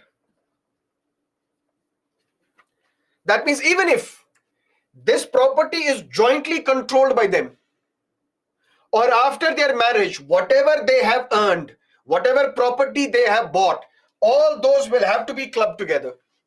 Before marriage, they have an option whether to club together or not. After the marriage, whatever property you have acquired will be clubbed together. That means you will be the joint owners of this property. But even then, who is the manager of this property? It is the husband. And there have been instances in Goa where the husband has given out this property for rent. And whatever rent he gets, he does not share it with his wife. He keeps it with himself. Why? Because he is the manager of this property. That means gender bias. Not just bias on the grounds of religion, where for Catholics and non-Catholics, there are different procedures. There are different rules for the annulment of marriage. But even on the ground of gender, there is discrimination. That means uniform discrimination. It's not that Hindu women would have some more rights as against to Muslim women. No, all the women would be at a disadvantage belonging to all the religious communities because the manager of this property is always a husband. Not just this. If Goa has a uniform civil code, if Goa is the only state where we have a uniform civil code, can this Goa model be applied in the rest of the country? Some say yes, some say no. Yes, why? Because the laws related to marriage, divorce, inheritance, adoption are common. So if something uniform can happen in Goa, why can't it happen in the rest of the country? But as you dig deeper, you see that there is still discrimination on the grounds of gender. There is still discrimination on the grounds of religion. If you're Catholic, different procedure, non-Catholic, different procedure. Then what is the only alternative? The only alternative is a Special Marriage Act. And what is the Special Marriage Act? Which was passed in the year 1954. I told you during the colonial period, British initially tried to reform the personal laws of different communities in India. But then they realized that Indians are so touchy about their religion that we will not touch it. So after the revolt of 1857, if an inter-religious marriage was to be solemnized, if a Hindu or a Muslim, Hindu and a Muslim would want to get married, will this marriage take place under the Hindu practices or under the Islamic practices? British said we should not encourage this. Because Hindus will say you want to convert Hindus to Islam. Muslims will say you want to convert Muslims into Hinduism, or you want to convert them into Christianity. We cannot afford this. We want to stay away from this. So if boy and a girl, you are deeply in love with each other, but you belong to two different religions, what you have to do? You have to renounce your religion.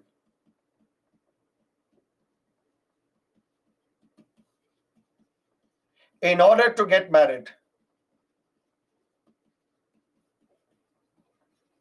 During the colonial period.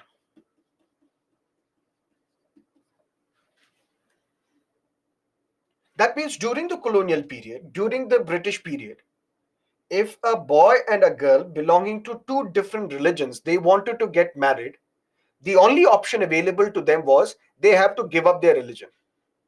Give up their religion and then you can get married. Because we should not be seen as encouraging these inter-religious marriages. Because religion is a touchy issue with Indians and we don't want our rule to be jeopardized. Then Parliament in 1954 felt that there is a need. What if Hindu and a Muslim, they want to get married? Will they get married under the Hindu laws or under the Sharia laws? What if woman does not want to convert? What if husband does not want to convert to another religion? They want to maintain their individual religious identity, yet be bound in this relationship called marriage.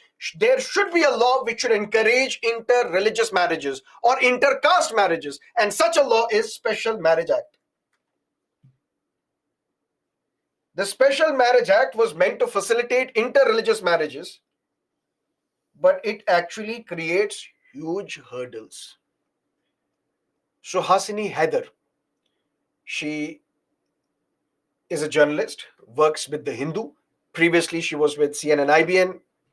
She's also the daughter of Dr. Subramaniam Swamy, married to a Muslim.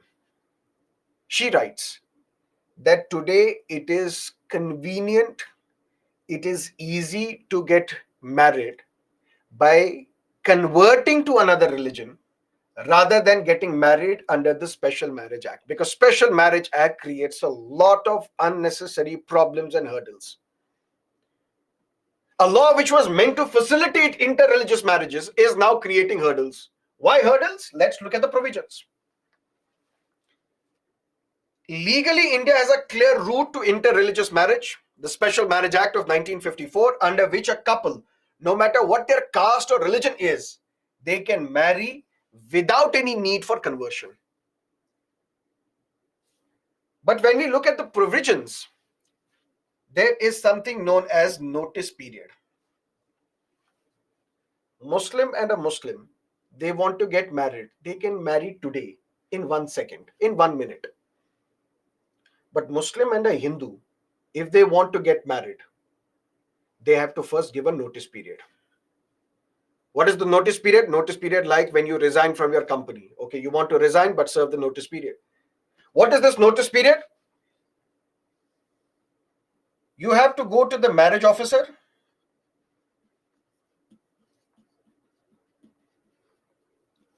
and you have to tell him or her your intention of getting married. But then, if you approach today, your marriage can take place only after 30 days.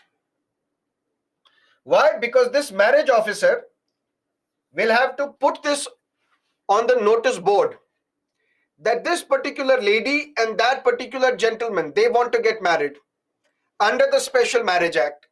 And if you have any doubts, if you have any problems, you come to us and register your doubt. Intention was good. Intention was, what if this man is already married in his village? Now he comes to the city, wants to marry this beautiful girl under the Special Marriage Act. She is so deeply in love that she is not even aware that this guy is already married. But once they want to get married under the Special Marriage Act, the marriage officer will have to put out a notice that this particular man and this woman, they want to get married. If you have any objections, please come to us. Maybe his first wife, their family, they will come to know, and they will come and tell before the marriage officer that this person is already married. And if this person is already married, he cannot marry again without divorcing that girl first. Because if it was under the Sharia law, this person could have married 4 times. But if it's a Special Marriage Act, polygamy is not allowed.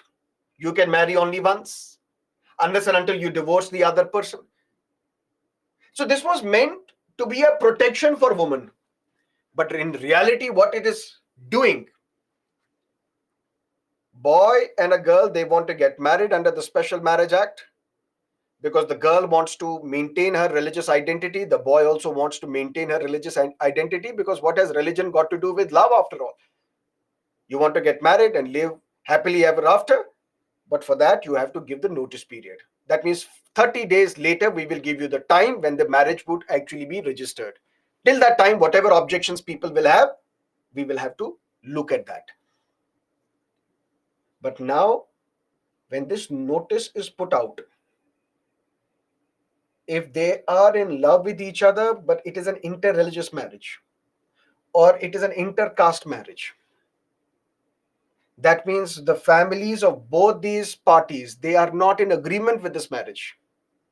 And when this notice is put out, it's like an open invitation to them. Please come with all your gundas and all your support and stop this marriage. Maybe kidnap the girl, maybe kidnap the boy, or maybe kill them. This notice period also violates privacy. And right to privacy is a fundamental right. But notice period is there. Allahabad High Court said there is no need to put out this notice. But that is only with respect to Uttar Pradesh. For the rest of the country, notice period is still valid. Not just this, Act stipulates that an application for marriage can be made only in a place where at least one of the parties resides, which means no runaway marriages. What does that mean? Boy and a girl, they are in deep love with each other. Boy is from Karnataka, the girl is from Tamil Nadu, right? They can't marry in Karnataka because the girl's family will kill. They can't marry in Tamil Nadu because the boy's family will kill. What they do, they come to Madhya Pradesh.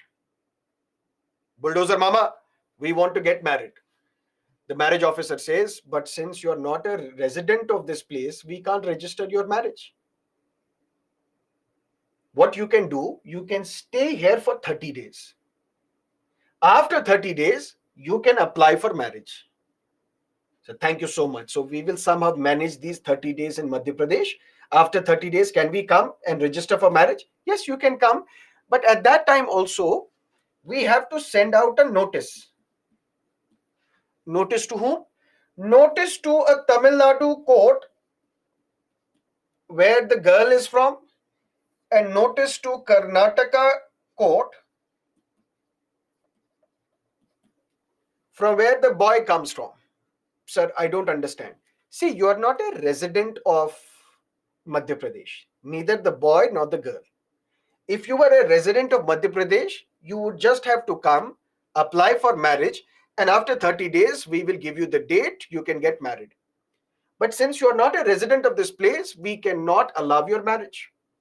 What you can do, you can stay here for 30 days. After 30 days, you come back, and we will give you a time of 30 days, after which your registration will take place. But in this 30-day period, I will have to send a notice to the court of a place where the boy comes from, to the court of a place where the girl comes from. Basically, to inform anybody in your home state, if you have any objections, please come and raise your objections. It basically means that through this notice, you're basically telling the family of the girl, family of the boy, log on to makemytrip.com, book your air tickets or train tickets or bus tickets, come to Madhya Pradesh and kill these two, because they have decided to do the unthinkable of marrying against the choice of their family. It violates privacy and also gives an open invitation for violence, so that their family members, they can use physical force to stop this marriage. If either of the party is not a permanent resident of the place, the act says that the marriage officer has to inform the court in the district within whose limit that party is a permanent resident. So imagine a situation if the boy and the girl belong to two different religions, and they thought that our love is sufficient enough, but we will still keep our religious identity intact. But when you look at these provisions, 30 days, sending notice to the district, sending notice on the notice board, the boy convinces the girl that you change your religion. Change your religion, embrace Hinduism, we can go to a temple and get married. Change your religion, become a Muslim, we can go to a Qazi and get the nikah done. So it is easier for people to convert to each other's religions rather than getting married under the Special Marriage Act, because the procedures are so cumbersome that it is not facilitating, but it is basically impeding marriage. Not just this. In effect, what this means is that marriage officers must send a letter to the permanent addresses of the parties, informing them that their son or daughter is about to do the unthinkable, exercising his fundamental right to marry someone of his or her choosing. And we will discuss today that now the court has said right to marry is not a fundamental right. Why did the court say this? We will discuss this slightly later. In practice, therefore, by making sure that parents as well as the caste or community leaders are aware of the time and the location of this marriage well in advance. So here the state becomes like a khap panchayat, so that the society gets to decide who gets to marry and when. Like the khap panchayats of Haryana, where they decide whether the couple can marry or not, whether the couple can stay in this district or not. You should not marry in the same gotra. If you do that, we will kill you. Indian state is behaving like the same khap panchayat. Not just this, you need to understand that this law was passed in the year 1954. Parallelly, what was also happening? 3 Hindu code bills were being drafted, debated, discussed, and passed. And at that time, Pandit Nehru was attacked by the Hindu right, the orthodox Hindus, saying, why are you only touching the Hindu laws? Why not the Muslim laws or the Christian laws or the Parsi laws? You are anti-Hindu. Dr. Ambedkar also resigned. Now a concession was given to these orthodox Hindus that you should support us. We have a concession for you. Because the argument against Pandit Nehru was, on one hand, you are codifying the Hindu laws, and on the other hand, you are hell-bent of converting our Hindu daughters into other religions. Because if you allow inter-religious marriage, the Hindu majority would become Hindu minority. You are facilitating inter-religious marriages. A concession was given. If a Hindu, which includes Sikhs, Jains, and the Buddhists, according to the definition. A Hindu is a Hindu, a Sikh, a Buddhist, a Jain as well. If a Hindu marries a non-Hindu, he or she cannot inherit ancestral property. So it was like a threat. You're a Hindu. Don't marry outside your religion. If you marry, then you will lose your ancestral property. It was like a threat. So, an act which was meant to facilitate interreligious marriage is now imposing such restrictions, not allowing a Hindu to marry outside her religion or outside his religion. If you do that, you will lose your ancestral property, which basically means this provision, which applies only to Hindus, the law does not bother to punish Muslims or Christians in a similar manner. It seems that while the Indian Republic hates the idea of interreligious marriages because you are making it very difficult by having this notice period, by sending the letter to the district, by asking these people, come log on to IRCTC website, if you ever find it working, book the train ticket and come, use force to stop this marriage. It seems that the Republic of India hates the idea of interreligious marriage, but one involving a Hindu gives it a special heartburn. If a Hindu marries a non-Hindu under the Special Marriage Act, you will lose your ancestral property, basically forcing them not to have an interreligious marriage. So what is the only alternative then? To convert into each other's religions, because then you can marry easily without having to satisfy these conditions under the Special Marriage Act. But under the Special Marriage Act, there is a requirement. The requirement is who can marry. One party has to be a man, the other has to be a woman. That means only a heterosexual relationship is allowed under the Special Marriage Act. The year was 2017. Navtej Johar versus Union of India. Supreme Court said right to love is also a fundamental right. Section 377, insofar as it criminalizes homosexuality, it is not a crime. LGBTQ relationship was approved.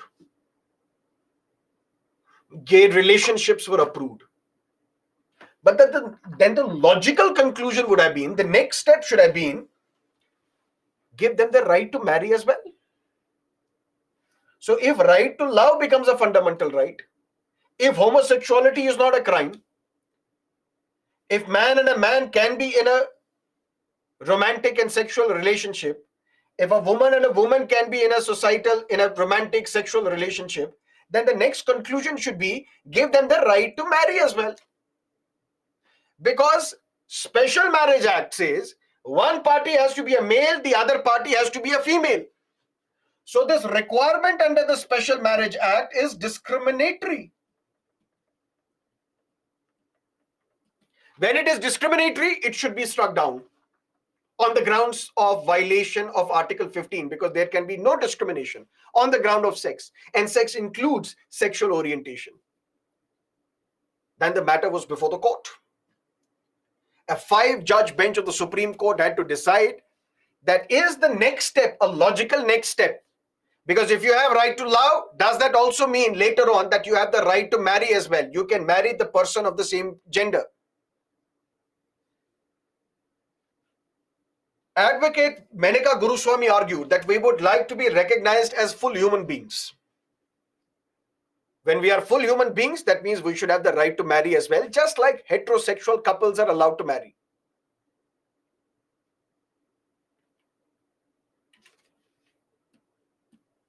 Yesterday,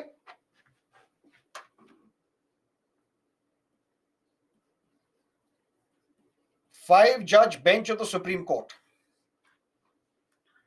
unanimously, that means through full consensus, Justice Chandrachud, Justice Kaul, Justice Ravindra Bhatt, Justice, two other judges were there. They said right to marry is not a fundamental right.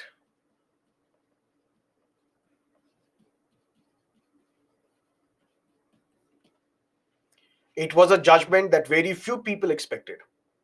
The expectation was that right to marry should be extended to the same sex couples as well. Over a period of time, you will see a lot of articles being written on this matter where this judgment would be criticized, and rightly so. But for the civil services examination, what you need to understand is why court said what it did. They said right to marry is not a fundamental right. Unanimously, by 5-0, all the 5 judges said right to marry is not a fundamental right. Why? Because they said, look at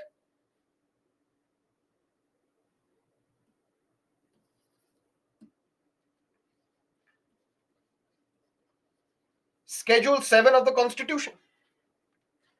It talks about union list, it talks about state list, it talks about concurrent list.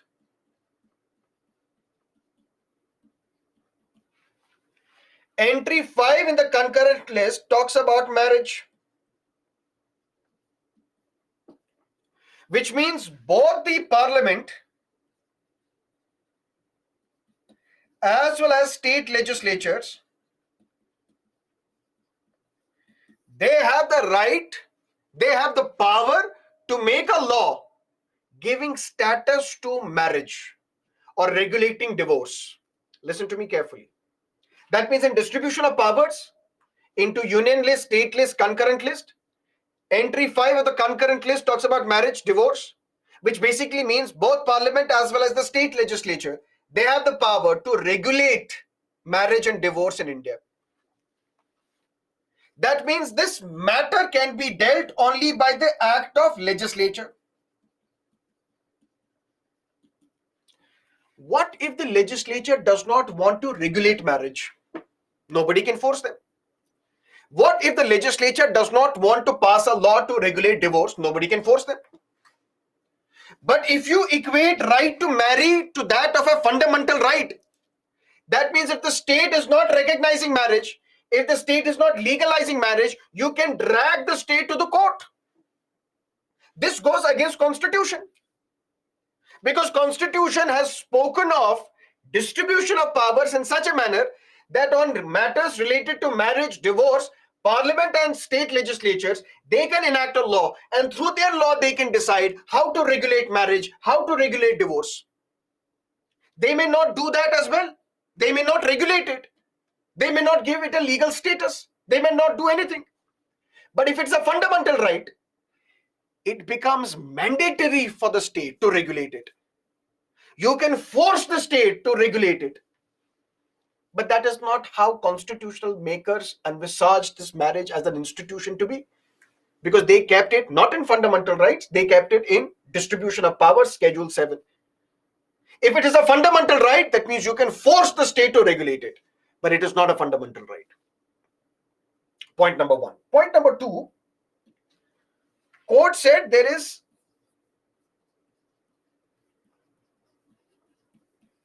theory of separation of powers, where we have 3 different organs. We have executive, we have legislature, we have judiciary. And all the organs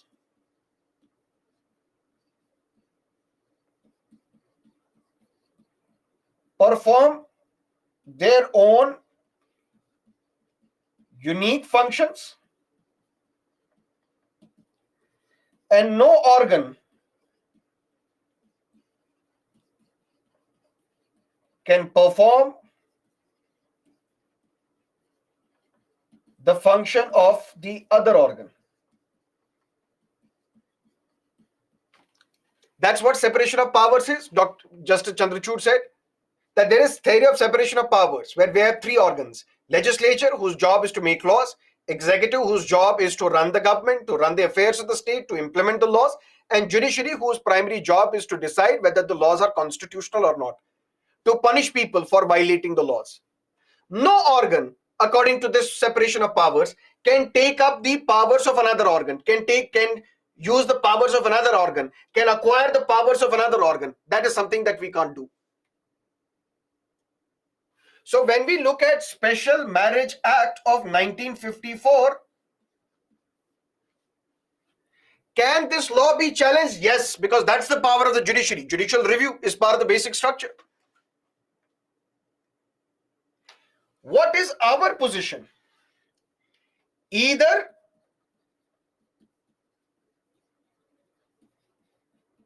we can declare the law as unconstitutional, or we can add something or remove something to make it constitutional.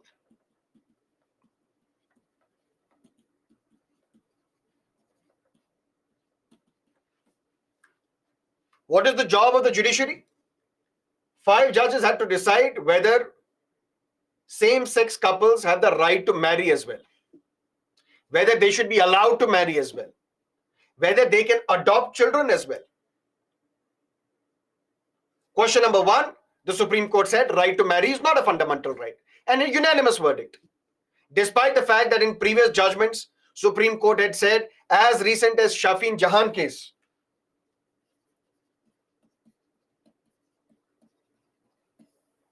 where the Supreme Court had said right to marry is a fundamental right. It's under Article 21 of the Constitution. In fact, this question was asked in the prelims examination as well. Right to marry comes under which of the articles? Article 21 of the Constitution. Despite that, although it was a judgment given by 2 judges in the Shafin Jahan case, now 5 judges unanimously are saying right to marry is not a fundamental right. Why? Because if fundamental rights are violated, you can drag the state to the court. That means if your right to marriage is violated, you can drag the state to the court. But state, which is the legislature, which is the parliament and state legislatures, they have been given the power, the procedure that you can regulate matters related to marriage and divorce. What if they don't want to? But if it's a fundamental right, you can force them to interfere. What if they don't want to? That is why constitution makers did not deem marriage to be elevated to the status of a fundamental right. It is not a fundamental right. Second, the court said judicial review is part of the basic structure. Yes, it is. Can we review any law passed by the parliament? Yes. So this section, Special Marriage Act, which places a requirement and eligibility that only a man and a woman can marry, that means only recognizing heterosexual relationships. Now this was challenged, that since it does not allow homosexuals to marry, it does not allow the persons belonging to the same sex to marry, it is discriminatory in nature. Court said, look at separation of powers. We can do what is our role. Legislature can do their job, executive can do their job. We cannot take away the powers of the legislature. We cannot control the powers of the executive. We cannot snatch each other's powers. We cannot play each other's roles. Judiciary cannot play the role of the legislature. But what if a law is passed by the legislature? Either we declare that this law is unconstitutional, but we cannot declare Special Marriage Act as unconstitutional. Why? Because if we do,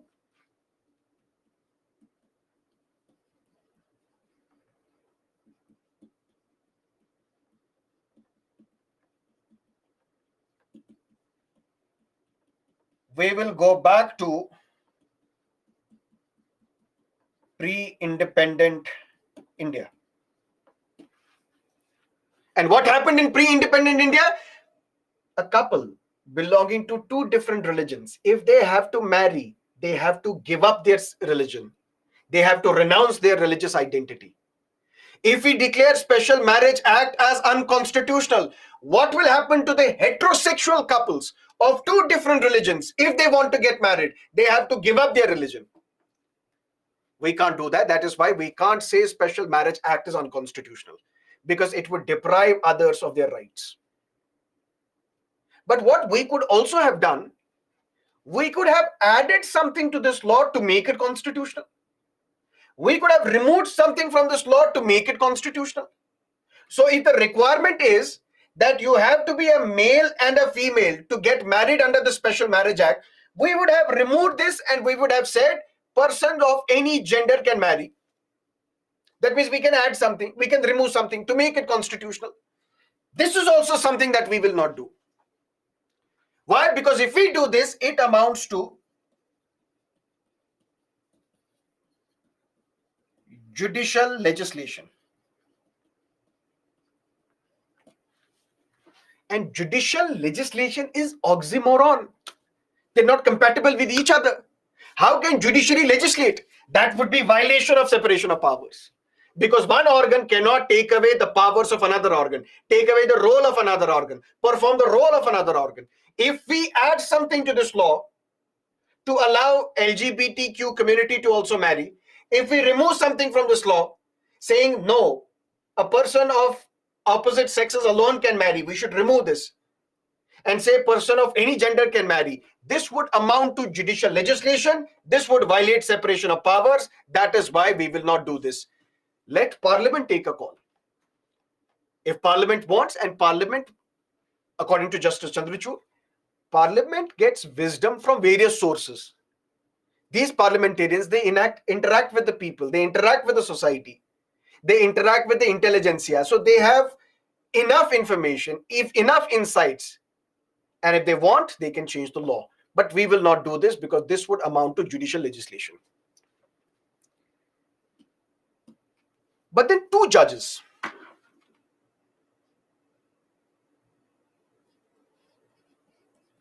the other part of this verdict was split into 3:2. 3 judges said no, 2 judges said yes. Who are the 2 judges in minority? Justice Chandrachud and Justice Sanjay Kishan Kaul.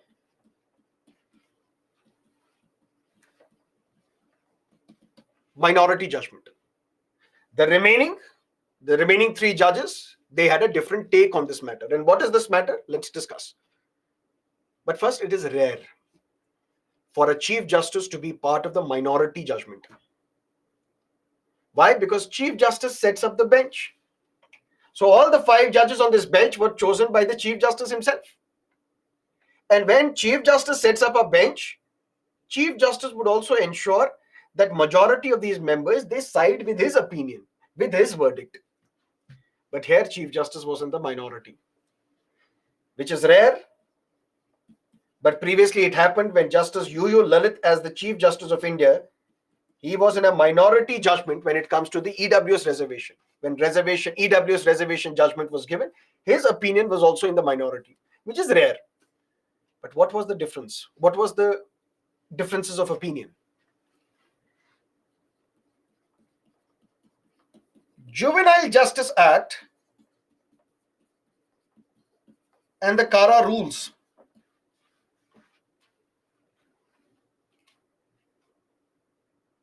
There are rules which talk about adoption. Who can adopt a child? For that, there is an institution known as CARA, and there is a law known as Juvenile Justice Act, which talks about adoption. Who can adopt a child? Heterosexual couple. Only a heterosexual couple who are in marriage and they have been married for at least 2 years, they can adopt a child. Homosexual couples cannot. Those who are not in marriage, they cannot. The other question before the court was, these rules are discriminatory against the members of the LGBTQ community because they can't adopt a child. Because the CARA rules, the Juvenile Justice Act, prohibits homosexual couples from adopting a child. Justice Chandrachud and Justice Kaul said these rules are unconstitutional because they are discriminatory against LGBTQ community. They are violative of Article 14. Article 14 talks about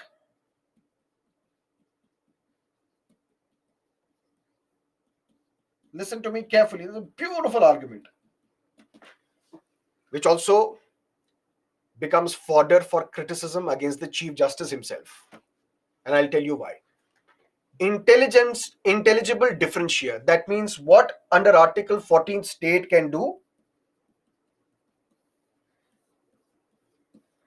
State can group some people together and exclude others. Just like in Citizenship Amendment Act, Muslims separately, Hindus, Christians, Buddhists, Jains, Parsis, Sikhs were separately. That means you are differentiating between two classes of people. But when you are differentiating, there has to be reasonable nexus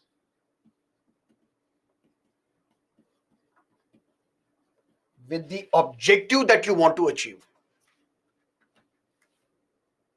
If you can classify people into different groups, you can do that, provided this classification you are doing because you want to achieve one object. You want to achieve some objective. In Citizenship Amendment Act, what is the objective? What is the rational nexus with the objective? You are classifying people on the grounds of religion. Minority separately, majority community separately.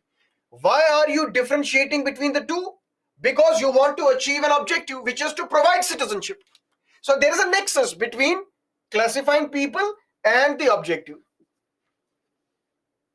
Why did Juvenile Justice Act, why did CARA rules talk about and differentiated between heterosexual couples and homosexual couples? Can you classify people into two groups? You can, provided it has a nexus with the objective that you want to achieve. What is the objective?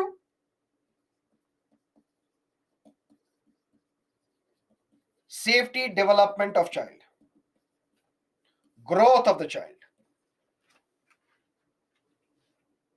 We want to classify people into two groups: those who are married, those who are unmarried, those who are homosexuals, those who are heterosexuals.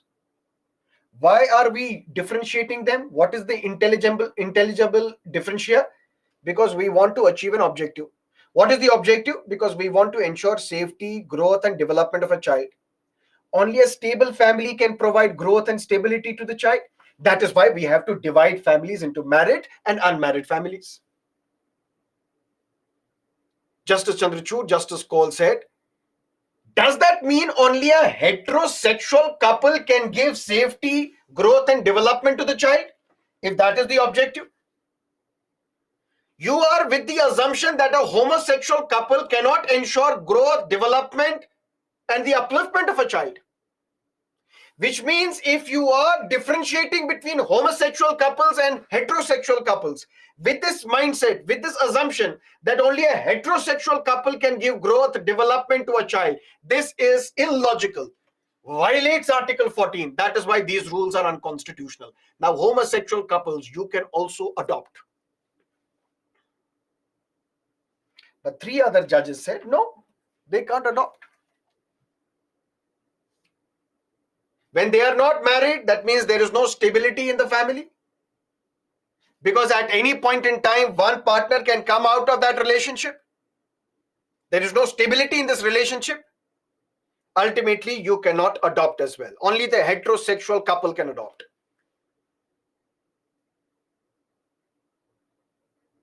Yes, all these LGBTQ community members, they have a right. They can live with their partner. That right comes under Article 21 of the Constitution, which talks about right to life and personal liberty. Although Justice Chandrachud disagreed, Justice Chandrachud said this right is under Article 19. Article 19 talks about union, association, cooperative society. So a union of two gay couple, of a couple belonging to the homosexuals, a homosexual couple can also form a union. Three other judges said, no, this is not under Article 19, this is under Article 21, right to life with dignity, with personal liberty. You can live with your partner in your home. Nobody should disturb you. Nobody should challenge you. In fact, what we will do, we will set up a committee, or the government should set up a committee headed by the cabinet secretary. And this cabinet secretary headed committee should decide, should sensitize states and union territories that you should not discriminate against LGBT community. This committee should decide what are the safeguards, What are the other benefits that can be given to LGBTQ community? But so far as right to marriage is concerned, right to marriage is not a fundamental right.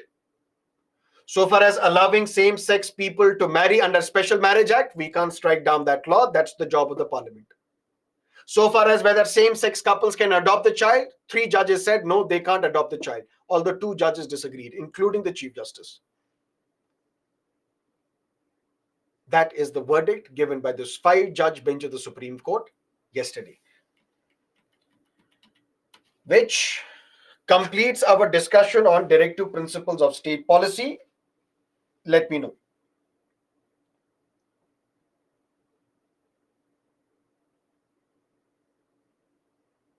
If they want to live with dignity, and for their dignity, marriage is important. So is that not violating Constitution when it says marriage is not a fundamental right? What is Constitution? After all, Constitution is what the judges say it is. Even Justice Chandrachud is wrong when he says right to marry is not a fundamental right because that would amount to judicial legislation. But when inherent in your law there is discrimination, isn't right against discrimination a fundamental right? So on the grounds of discrimination, it should have been struck down. Forget about saying whether right to marry is a fundamental right or not. Even a normal law cannot violate your fundamental rights.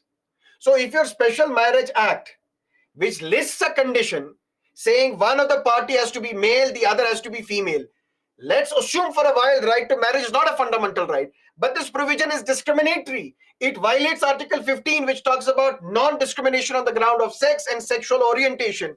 Since this rule is discriminatory, isn't the Supreme Court guardian of your fundamental rights, protector of your fundamental rights, protecting your Article 15? So on Article 15 ground, it should have been struck down. Plus, there is something known as non-retrogression of rights. Sir, if in 2024 prelims question is asked right to marriage is a fundamental right, what will be the answer? The answer is no, it's not a fundamental right, because what is the recent situation? It's not a fundamental right. Non-retrogression of fundamental rights or non-retrogression of rights. That means once rights are given to you, these rights can only be enhanced. They cannot be snatched. So when the 2-judge bench of the Supreme Court said right to marry is a fundamental right, the Supreme Court should enhance it. It should not take it back. When we say there can be no discrimination on the ground of sex, and the same Justice Chandrachud in Joseph Shine case, in Navte Johar case, said sex means sexual orientation as well. On sexual orientation also there can be no discrimination. Why did you in your judgment discriminate on the grounds of sexual orientation? That is why you should read today's Indian Express, and there's a brilliant editorial, but an even brilliant column written by Pratap Banu Mehta. Absolutely fantastic, and the way he is very politely criticizing the Chief Justice and the Supreme Court, that's worth your time. Once the class is over, please read that column.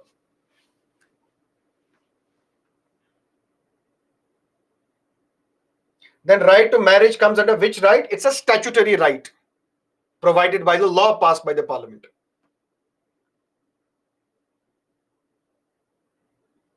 Earlier judicial legislation happened or not? Yes. We'll discuss tens of judicial legislation cases in judiciary. Today's newspaper, sir? Yes, today's newspaper.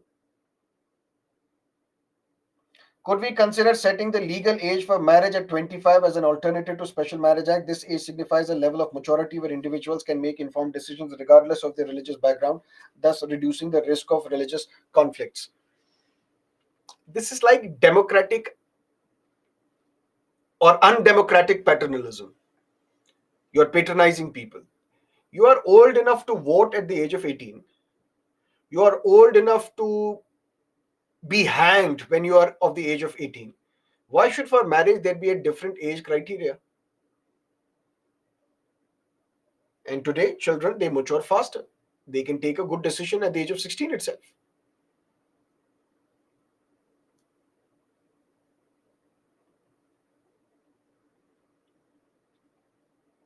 What is the present status of polygamy? It is allowed under the Islamic personal laws.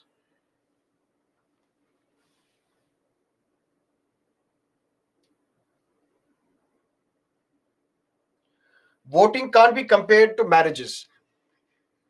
Why not? Both are important decisions. Through voting, you choose a government which is going to interfere with the most intimate details of your life as well. Isn't that also an important decision that you make? Marriage is a fundamental duty. My dear, it's not mentioned in the constitution that marriage is a fundamental duty.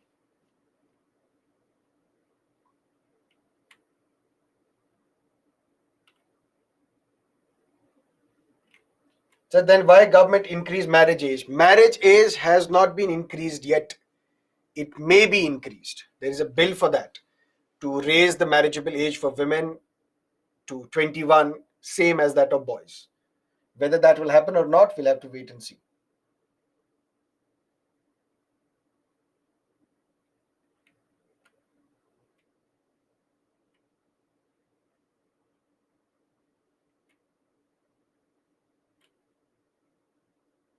Sir, if someone converts to Islam, then he marry 4 wives? Dharmendra was married to Prakash Kaur.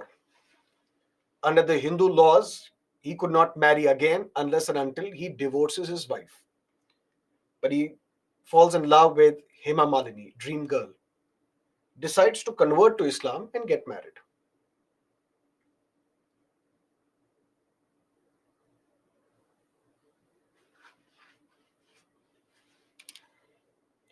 Okay, shall we start with fundamental duties?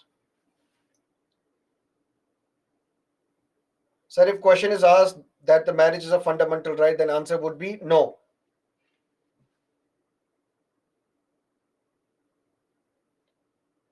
Why they are not giving legal status to homosexual marriage? Because the court said this is not our domain, this is not our job, it would violate separation of powers. That is the job of the parliament. If the parliament through law wants to provide legal status to this marriage, they can do that.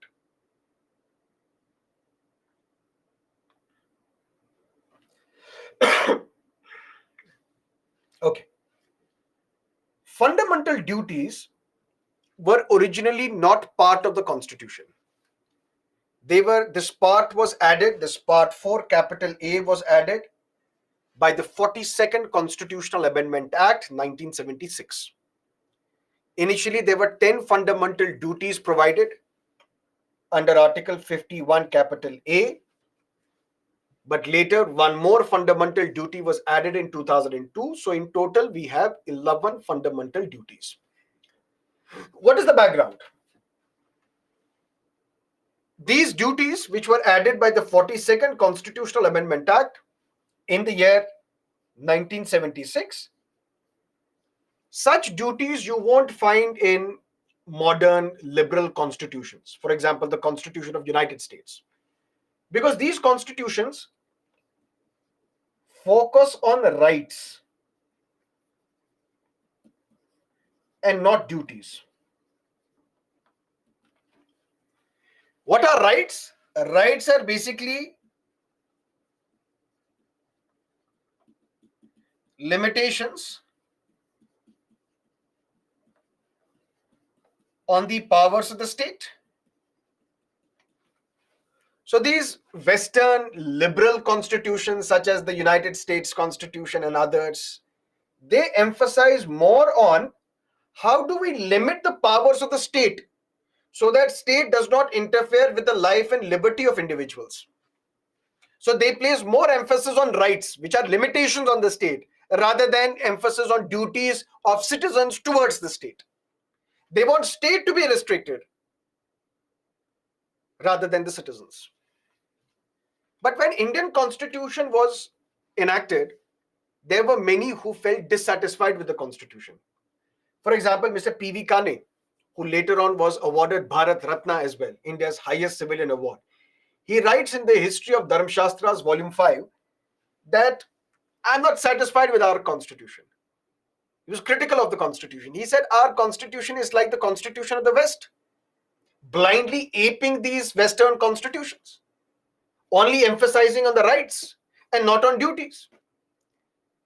But as Indians, as cultural people, we have duties towards our fellow human beings. We have duties towards our parents. We have duties towards our teachers. We have duties towards our environment. All these important aspects of duties, they are negated, set aside, unattended by this constitution. And our constitution is blindly following the Western constitutions, which is blindly focusing on rights rather than duties. The objective of these duties is to make people responsible. Responsible why? Because a committee was set up in 1976, headed by Sardar Swaran Singh, who was then the External Affairs Minister. Sardar Swaran Singh was asked by Madam Gandhi was the Prime Minister, you advise, recommend, and tell me a list of fundamental duties that we can mention in our constitution, these fundamental duties that will be applicable to the citizens. Madam Gandhi was asked, why is there a need to add this chapter, fundamental duties, to the constitution? She said, Indians and the citizens of India, they are very aware of their rights. Right to property, right to equality, right to freedom of speech and expression. They're always cribbing about rights. I want to make them aware of their duties as well. And that is how in 1976, Sardar Swaran Singh Committee was set up. It gave its report. Some of the recommendations were accepted, some were not accepted. But then this Sardar Swaran Singh Committee became the basis on which Constitution was amended for the 42nd time in 1976, and 10 fundamental duties were added. Later on, one more fundamental duty was added by 2002 86 Constitutional Amendment Act. So in total, we have 11 fundamental duties. And you have to memorize all the 11 fundamental duties. Why? Because sometimes the question is asked, which of the following are directive principles? And there are some DPSPs which match in language with fundamental duties. There are some fundamental duties which resemble some directive principles. So you have to be absolutely sure which one is a DPSP, which one is a fundamental duty. And for that, the best solution is remember all the fundamental duties, all the 11 fundamental duties. And it is not difficult to remember because I will give you a trick. What is the trick? Let's say you're preparing for the civil services examination and you want to clear this exam, but you want to become an IPS officer, Indian Police Service officer. And once you are appointed, over a period of time, you become a Senior Superintendent of Police, SSP. Manisha, isn't it like Koshal judgment where judiciary found it easy to transfer the responsibility to the legislature? Absolutely, you're right. It's like putting the ball in the court of the legislature, telling them, you decide what you want to do, we will not interfere. So let's say you are appointed as the Senior Superintendent of Police, but you are very corrupt as well. And suddenly, one fine morning, you're having coffee, there's a knock at the door. Who is it? We are from Anti-Corruption Unit. You are under arrest. I said, what rubbish? How can you arrest me? What is the proof that you have? They will show you a DVD where it is shown how you are taking bribe, exchanging money, so on and so forth. Ultimately, what will you do? You will call your journalist friends, please don't publish this news. I'll be back soon, but don't publish this news. Don't broadcast this news. If you're good with Arnab Goswami, you will tell him, please don't say Nation wants to know why this SSP was arrested, because Nation clearly doesn't want to know. And plus, take this money and don't use Nation in your argument. In corporate language, we call it PR, public relations. And ultimately, what will happen? You will win. 1, 2, 3, 4, 5, 6, 7, 8, 9, 10, 11. These are the 11 fundamental duties. What are these 11 fundamental duties? To strive towards excellence in all areas of human endeavor.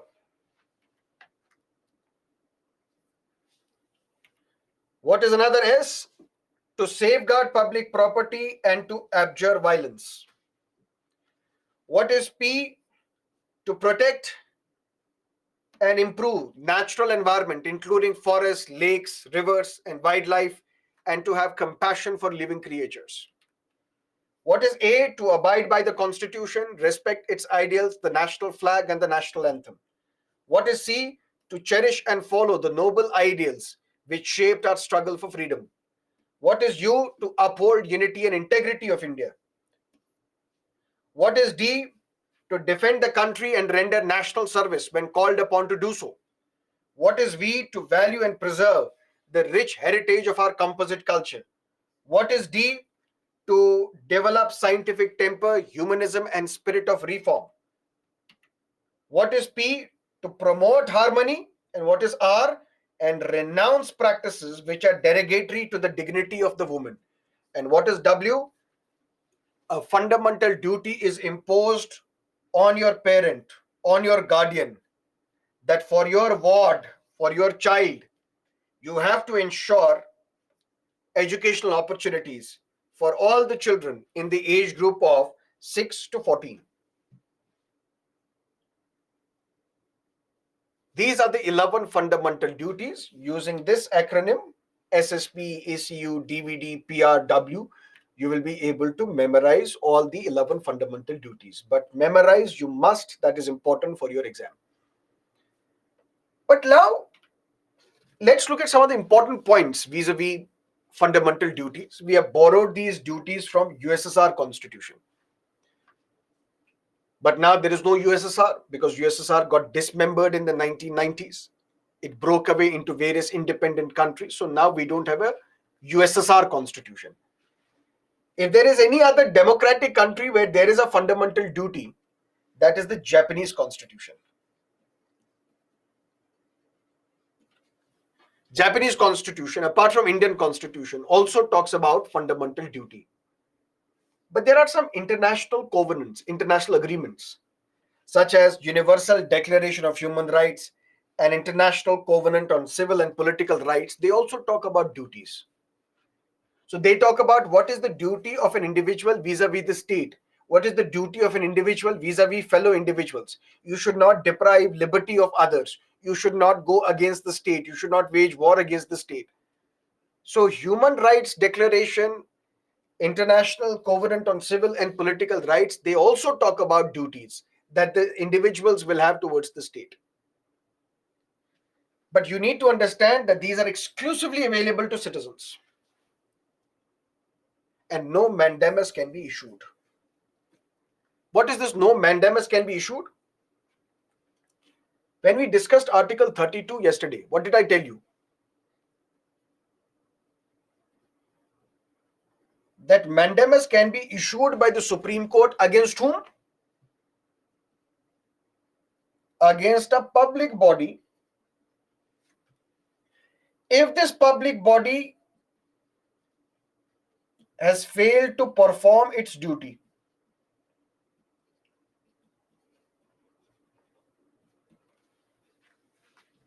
then you can approach the Supreme Court. Supreme Court can issue the writ of mandamus saying we command you perform this duty and ensure fundamental rights of the petitioner. But when we talk about duty, it's a public duty of a public body. You cannot approach the court and say that since we have fundamental duty and this particular citizen is not abiding by the fundamental duty, you issue the writ of mandamus to force this private citizen from abiding by fundamental duty. You can't do that. Why? Because it's not a public duty. And at the same time, this fundamental duty chapter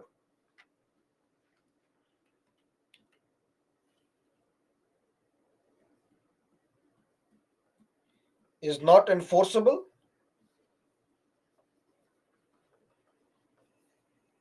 although Parliament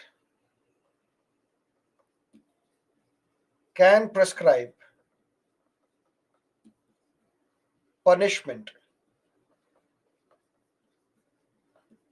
for those violating fundamental duties.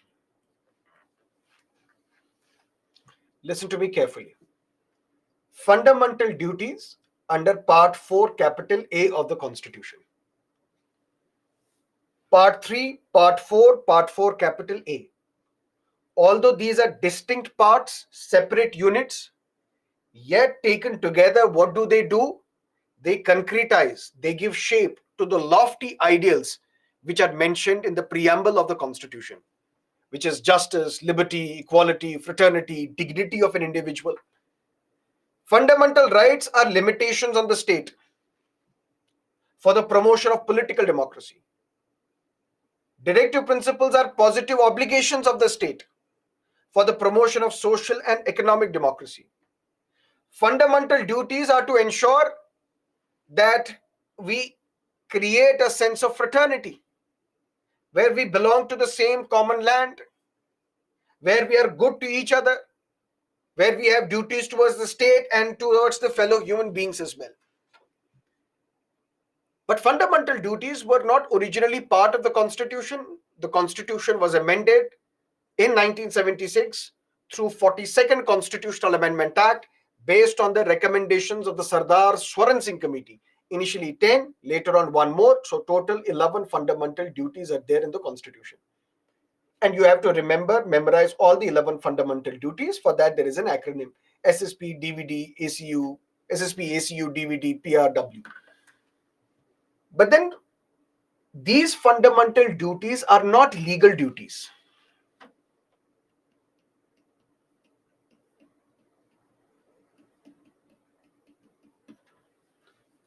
If it was a legal duty, then if you violate fundamental duty, you could be arrested. But fundamental duties are not legal duties. When it is not a legal duty, that means you cannot be arrested for violating these fundamental duties. Further, no mandamus can be issued by the court. Court cannot issue the mandamus saying, we command you perform this fundamental duty, because it's not a legal duty. It's not a public duty either. Mandamus can be issued only against a public body when that public body is failing to discharge its public duty.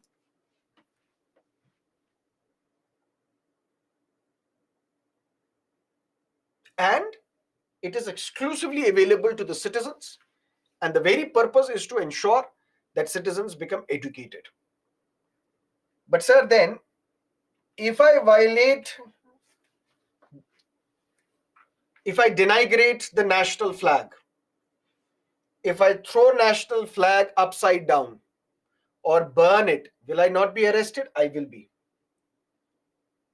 If I disrespect the national anthem, will I not be arrested? I will be arrested. Why? Not because you are violating fundamental duty, but you are violating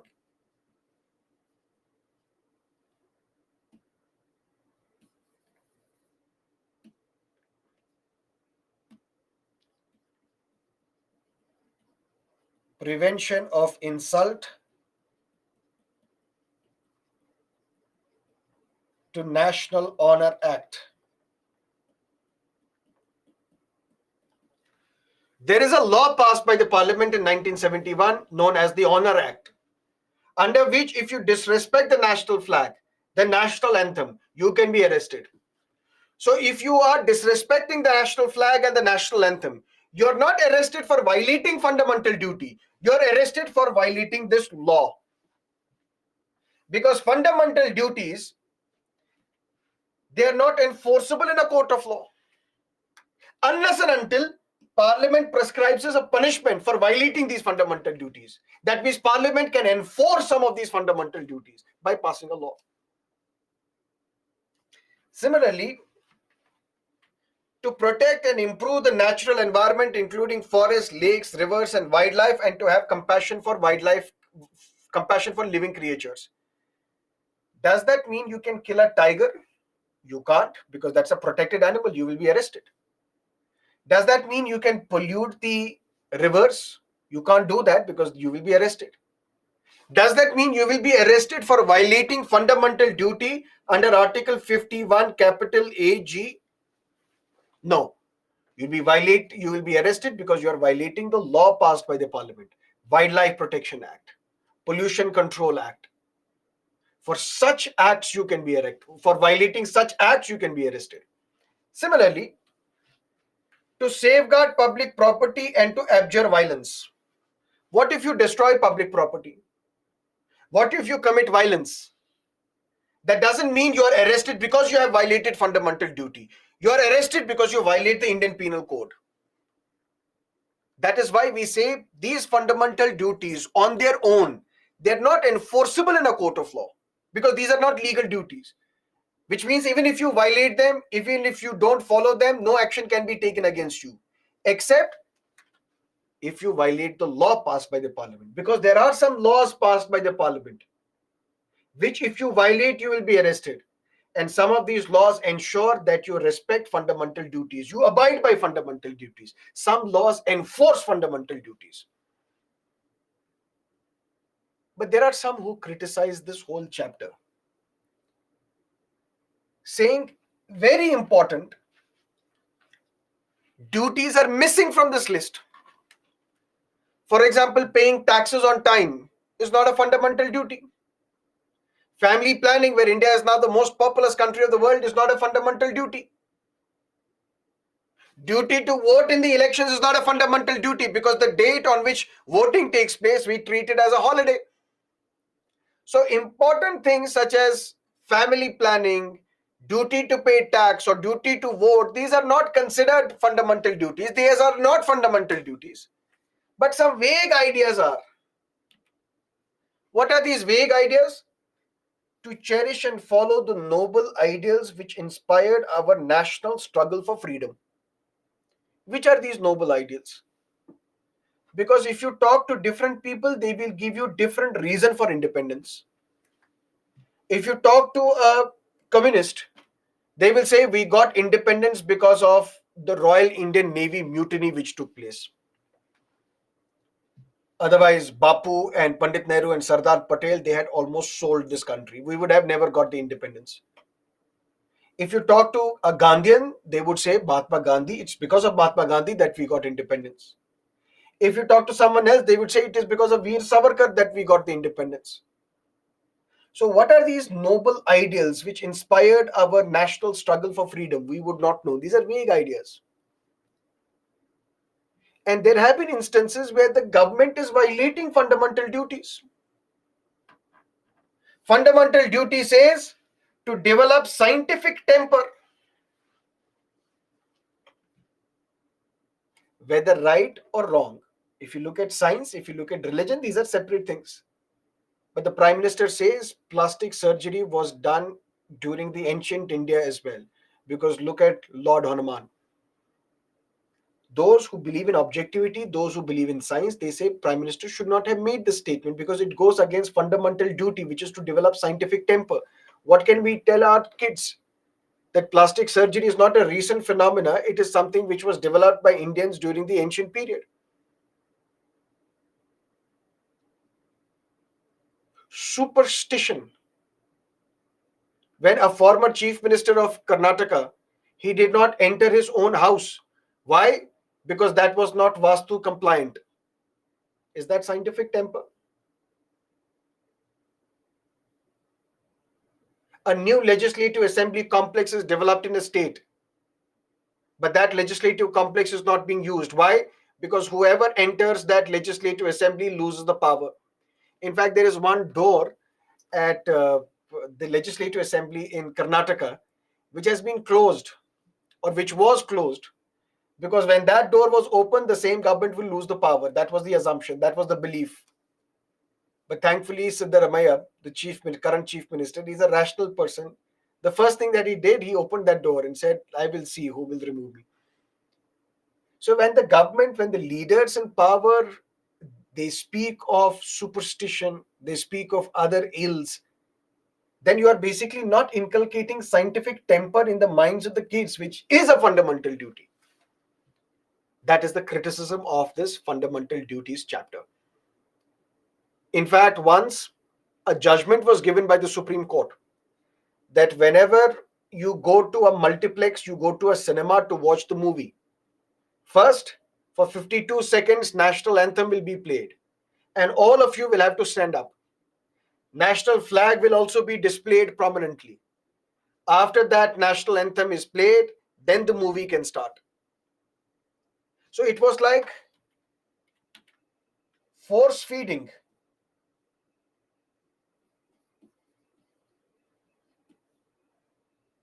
Patriotism. Why did the Supreme Court say, why did the Supreme Court not say, whenever we will hear a case, first we will get up, remain standing for 52 seconds, listen to the national flag, and then sit down? Why did the Supreme Court not say national flag should be played in the parliamentary proceedings every day? Why specifically with movies? Because you get enough attention quickly. Movies are not there. You don't go to a movie to become a patriot. You go to a movie to enjoy. It's like force feeding democracy. And the argument given was, if you can wait for 52 days or 52 hours standing outside an Apple store in Mumbai or Delhi to buy the latest iPhone, can't you stand for 52 seconds for the national anthem? These are not comparable. On one hand, you are doing it voluntarily. On the other hand, you're doing it through force. Force and democracy, they don't go hand in hand. There is no force in democracy. But fundamental duties, this chapter has come under criticism, a lot of criticism, because the real good fundamental duties are absent, missing, and some vague ideas have been included into fundamental duties chapter. That is all that you need to know regarding fundamental duties. Any questions? Let me know. Sir, what happened if I kill a tiger to protect my life for my self-defense? Can I be punished? If the tiger attacks you, even in your self-defense, you can't kill a tiger because you can't win against him. Unless and until you have a weapon which you can use to kill the tiger. In that case, under self-defense, you can kill anybody.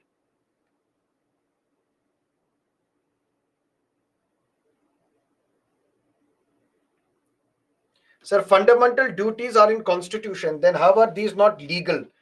That means they are not enforced. Can you say directive principles which are mentioned in the constitution but cannot be enforced in a court of law, are these legal principles? No, because they are not enforceable in a court of law.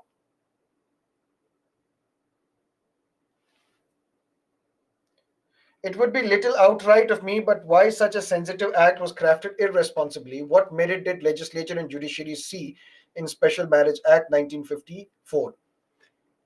It's not that it's an outright foolish act. Every law would have some loopholes, would have some shortcomings. And that is how you iterate and over a period of time make it a better law. Unfortunately, we have not made it a better law. What if I kill anybody and say it was a self-defense? Prove it beyond reasonable doubt, then you are safe.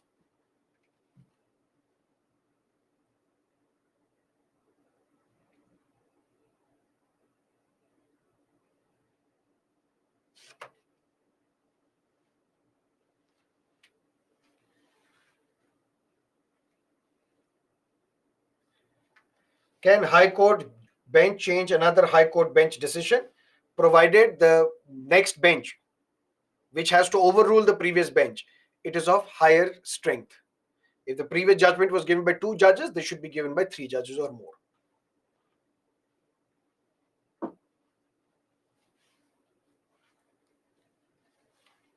Okay. Amendment of the Constitution and the doctrine of basic structure. 1973 was an eventful year in the history of independent India. In 1973, Karnataka as a state emerged.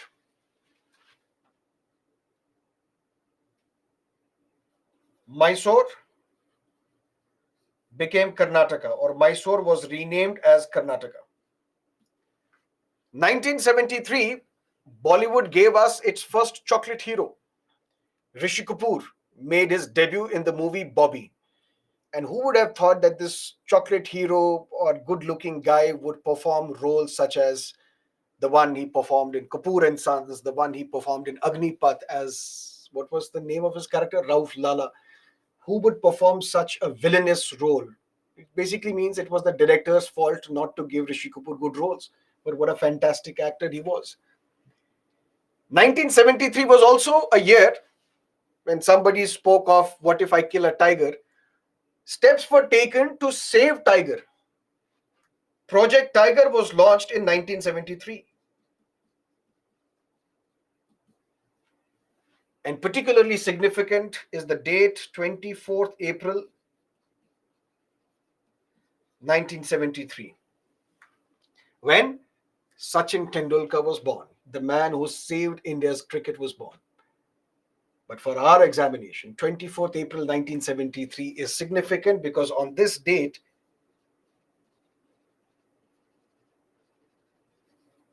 Keshavananda Bharati judgment was given. A case which saved India's democracy. And the principal question before the court was, is the power of parliament supreme that it can amend any provision of the constitution? Is there any limitation on the amending powers of the parliament? This judgment was given by 13 judges. Which is the highest till now. This case was heard for 68 days, which again is highest. This case runs into 703 pages judgment, which again is a lot. When Attorney General presented his case, he compared the constitutions of more than 60 countries of the world, telling the Supreme Court this is how in other countries constitution is amended. So this is considered to be the landmark case in the history of independent India, where the principal question that the Supreme Court had to answer was, is the power of parliament supreme that it can amend any provision of the constitution? But to understand what happened on this beautiful day, 24th April 1973, we have to go through history. And for that, we need to first understand what is the need to amend the constitution.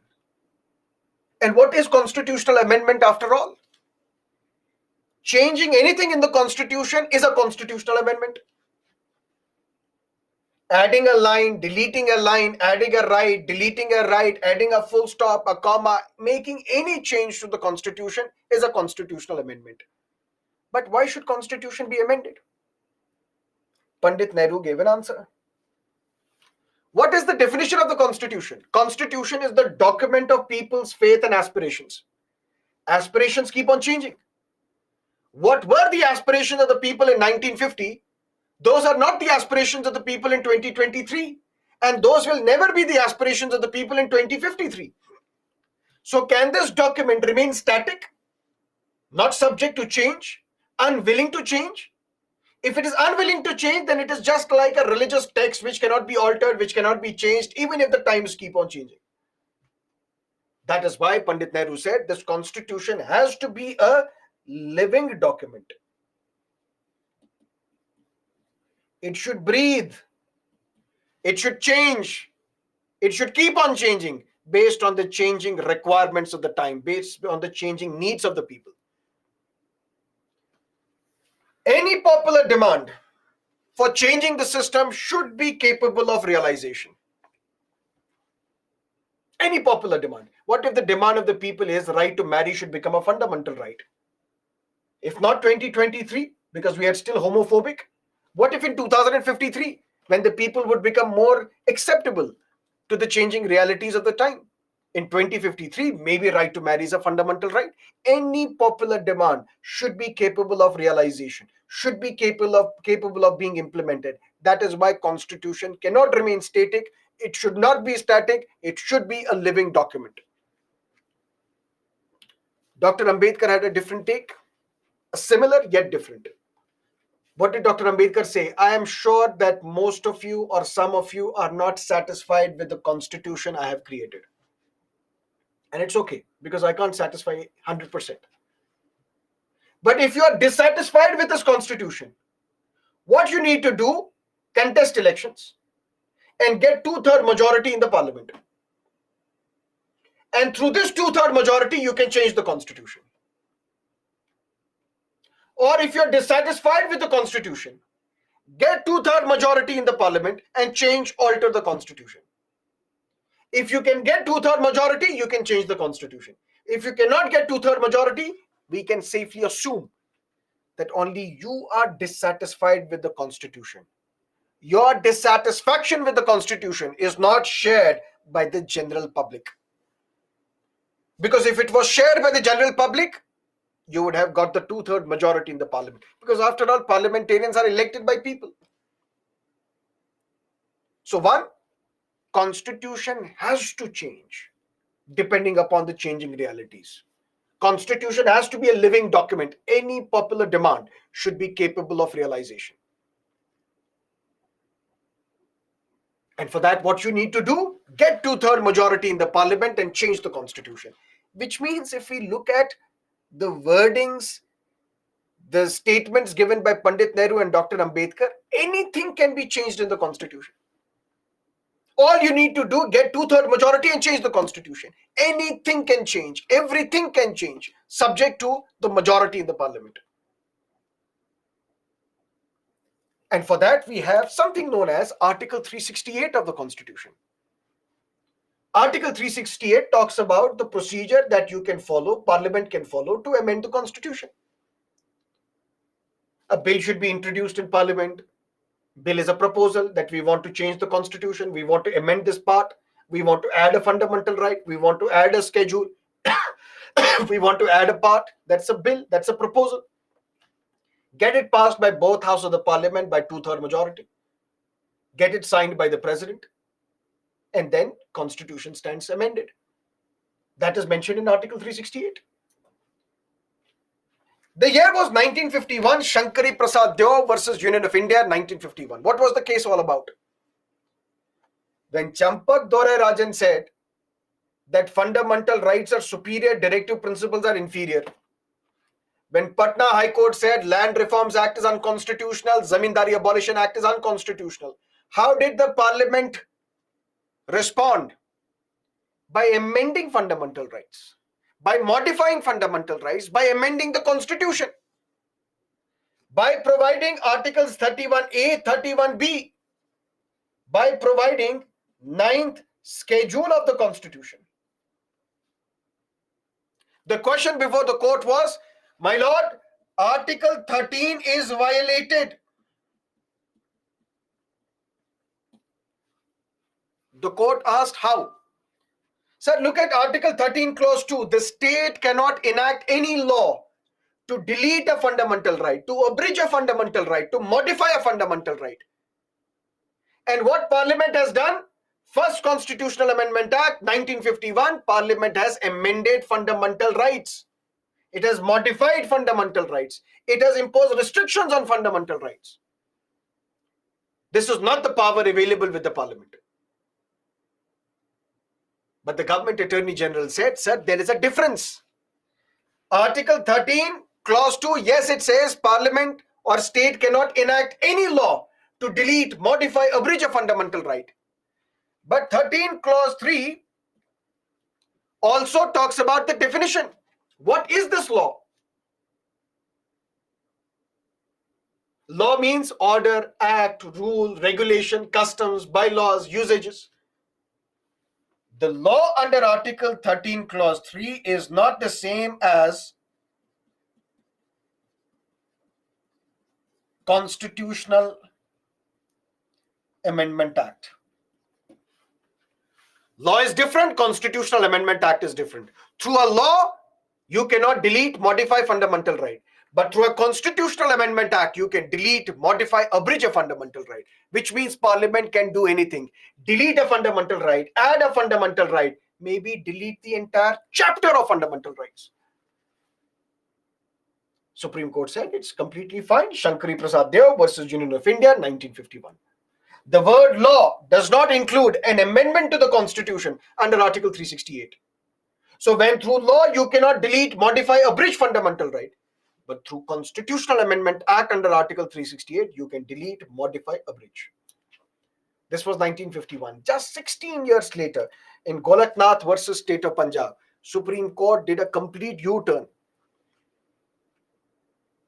and said fundamental rights are beyond the amending powers of the state. You cannot dare modify, amend fundamental rights. Sir, how can you say this? Look at Article 13, Clause 2. It says the state cannot make any law.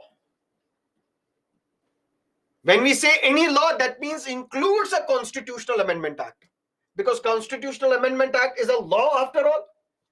When Article 13 says state cannot make any law to delete, modify, abridge fundamental right, Parliament cannot amend fundamental rights. This judgment was given by 11 judges. Rights are beyond the amending powers of the state. You cannot modify, abridge, amend it. Never. But in Golaknath case, the court was told, but sir, does Parliament not have the power to amend fundamental rights? Then what is Article 368 after all?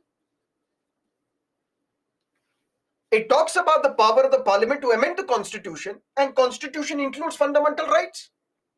Through Article 368, we should do that. We can do that. We should be allowed to do that.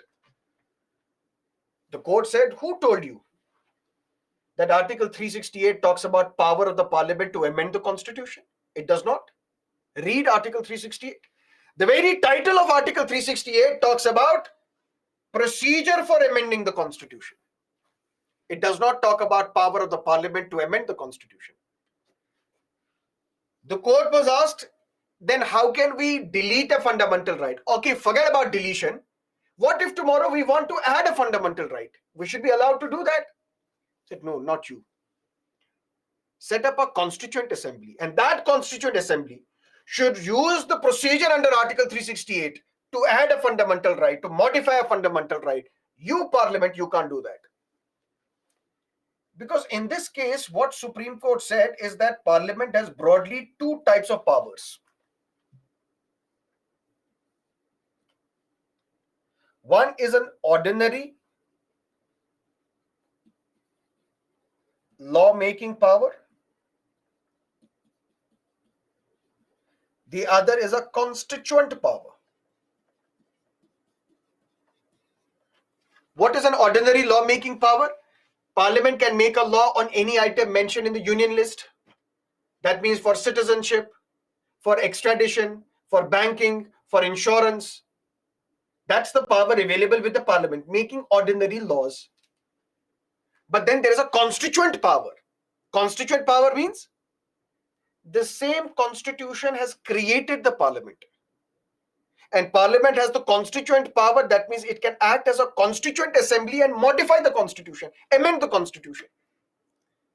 Golaknath case, Supreme Court said, how can this constitution, which has created the legislature, how can we say that this legislature, which was created by the constitution, has the power to change the same constitution? No, you can't do that. You set up a different constituent assembly. Let that different constituent assembly amend the constitution. This Parliament, you only have ordinary law-making power, not the constituent power. Don't you dare amend fundamental rights. When this judgment was given, Constitution was amended again. 1971, 24th Constitutional Amendment Act, but the first thing that was done was, whenever a constitutional amendment bill is sent to President shall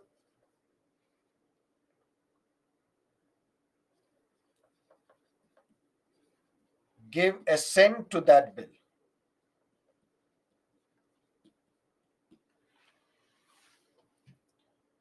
We will discuss in the president that president has some powers known as veto powers.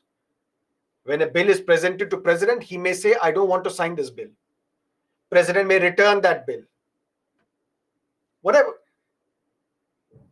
But Indira Gandhi was the prime minister. Parliament amended the constitution and said whenever a constitutional amendment bill is presented to the president, he has only one option: sign it. No other option. Some other changes were made. Article 13 was amended. Article 368 was amended. Article 13, where we discussed Article 13, Clause 4 was added. Nothing in this article shall apply to an amendment of the Constitution made under Article 368. Nothing in this article. That means this article says state cannot make any law to delete, modify, abridge fundamental right. Now the Constitution is amended. Article 13, Clause 4 is added to say that this restriction does not apply to a constitutional amendment. That means through a constitutional amendment, you can delete, modify, abridge fundamental right. And Article 368 itself was amended. Article 368 said, power of the parliament to amend the constitution and the procedure therefore. That means previously the title was procedure for amendment of the constitution. Now the title of Article 368 itself has been changed to power of the parliament to amend the constitution and the procedure therefore. This was another change. That means fundamental rights were modified. Something else happened. We have discussed today in DPSP through 25th Constitutional Amendment Act 1971, Article 31 capital C was added, where 2 DPSPs were given superiority over 3 fundamental rights, which means 3 fundamental rights were modified, their impact was modified. Another change to fundamental rights. 26th Constitutional Amendment Act was passed, privy purse was abolished, which means right to property was violated, right to equality was violated. These changes took place. And then a landmark case, Kerala Land Reforms Act. The Kerala legislature, which was dominated by the communists, they enacted a law and said there are these private colleges, we can regulate their curriculum as well. For that, they had passed a Kerala education bill. That was their first step towards ensuring that on these private educational institutions, state will exercise control. But then they went a step further. They passed a law calling for land reforms, saying we can acquire land and distribute this land, even if this land belongs to religious communities. Even if this land belongs to religious communities, we can acquire this land and distribute this land. Somebody told Kerala government that it violates fundamental rights. Don't do that. This law will be struck down. Kerala government said, but we want to do this. What should we do? Said, request parliament that place this Kerala Land Reforms Act in 9th schedule. And any law which is placed in 9th schedule is immune from judicial review. The government of Kerala approached the parliament, approached the central government, requested the central government to please place this law in the 9th schedule, and Kerala Land Reforms Act were placed in the 9th schedule. One victim of this law was a young head of a mutt at Kasargod district in Kerala. His name was Keshavananda Bharti, a young 22-year-old mutt. He was also the owner of various sugar factories in Kerala, which would have got impacted because of this Kerala Land Reforms Act. And he approached the Supreme Court. Since he was the first one to approach the court, the case came to be known as Keshavananda Bharti versus State of Kerala. But in this case, all other cases were added. Those who challenged privy purse abolition, these also got clubbed under this case. Those who challenged Article 31C, those also got added to this case. Various cases got added. And the fundamental question in all these cases was the same. Is the power of Parliament supreme that it can amend any provision of the Constitution? Tomorrow at 6 o'clock, we will discuss how this case was fought. What did the Supreme Court rule? What is this doctrine of basic structure? How Constitution can really be amended? and how Keshavananda Bharati, despite losing his own case, Indian democracy won. Because Keshavananda Bharati, in fact, lost his case, but Indian democracy won. How? We'll meet tomorrow, 6 o'clock.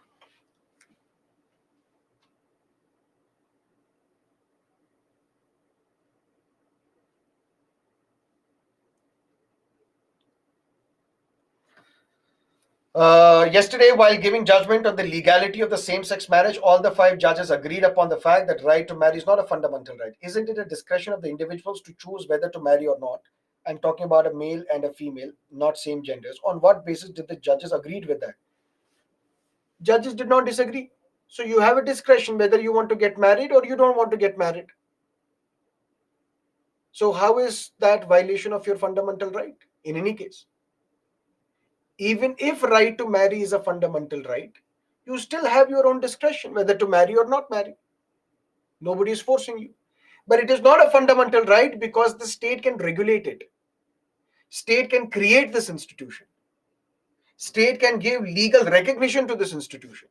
What if state does not want to give legal recognition to this institution? If it was a fundamental right, then the state would be forced to give legal recognition.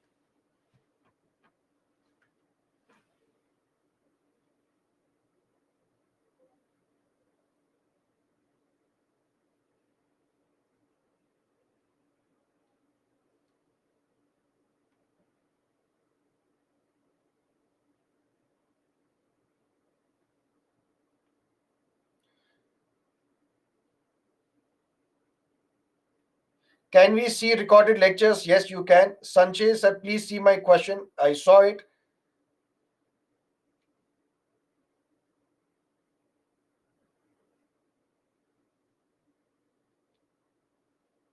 Okay, any question related to basic structure, Keshavananda Bharti, would get addressed tomorrow, because once we discuss the entire case, then I'm sure you will have no doubt in your mind.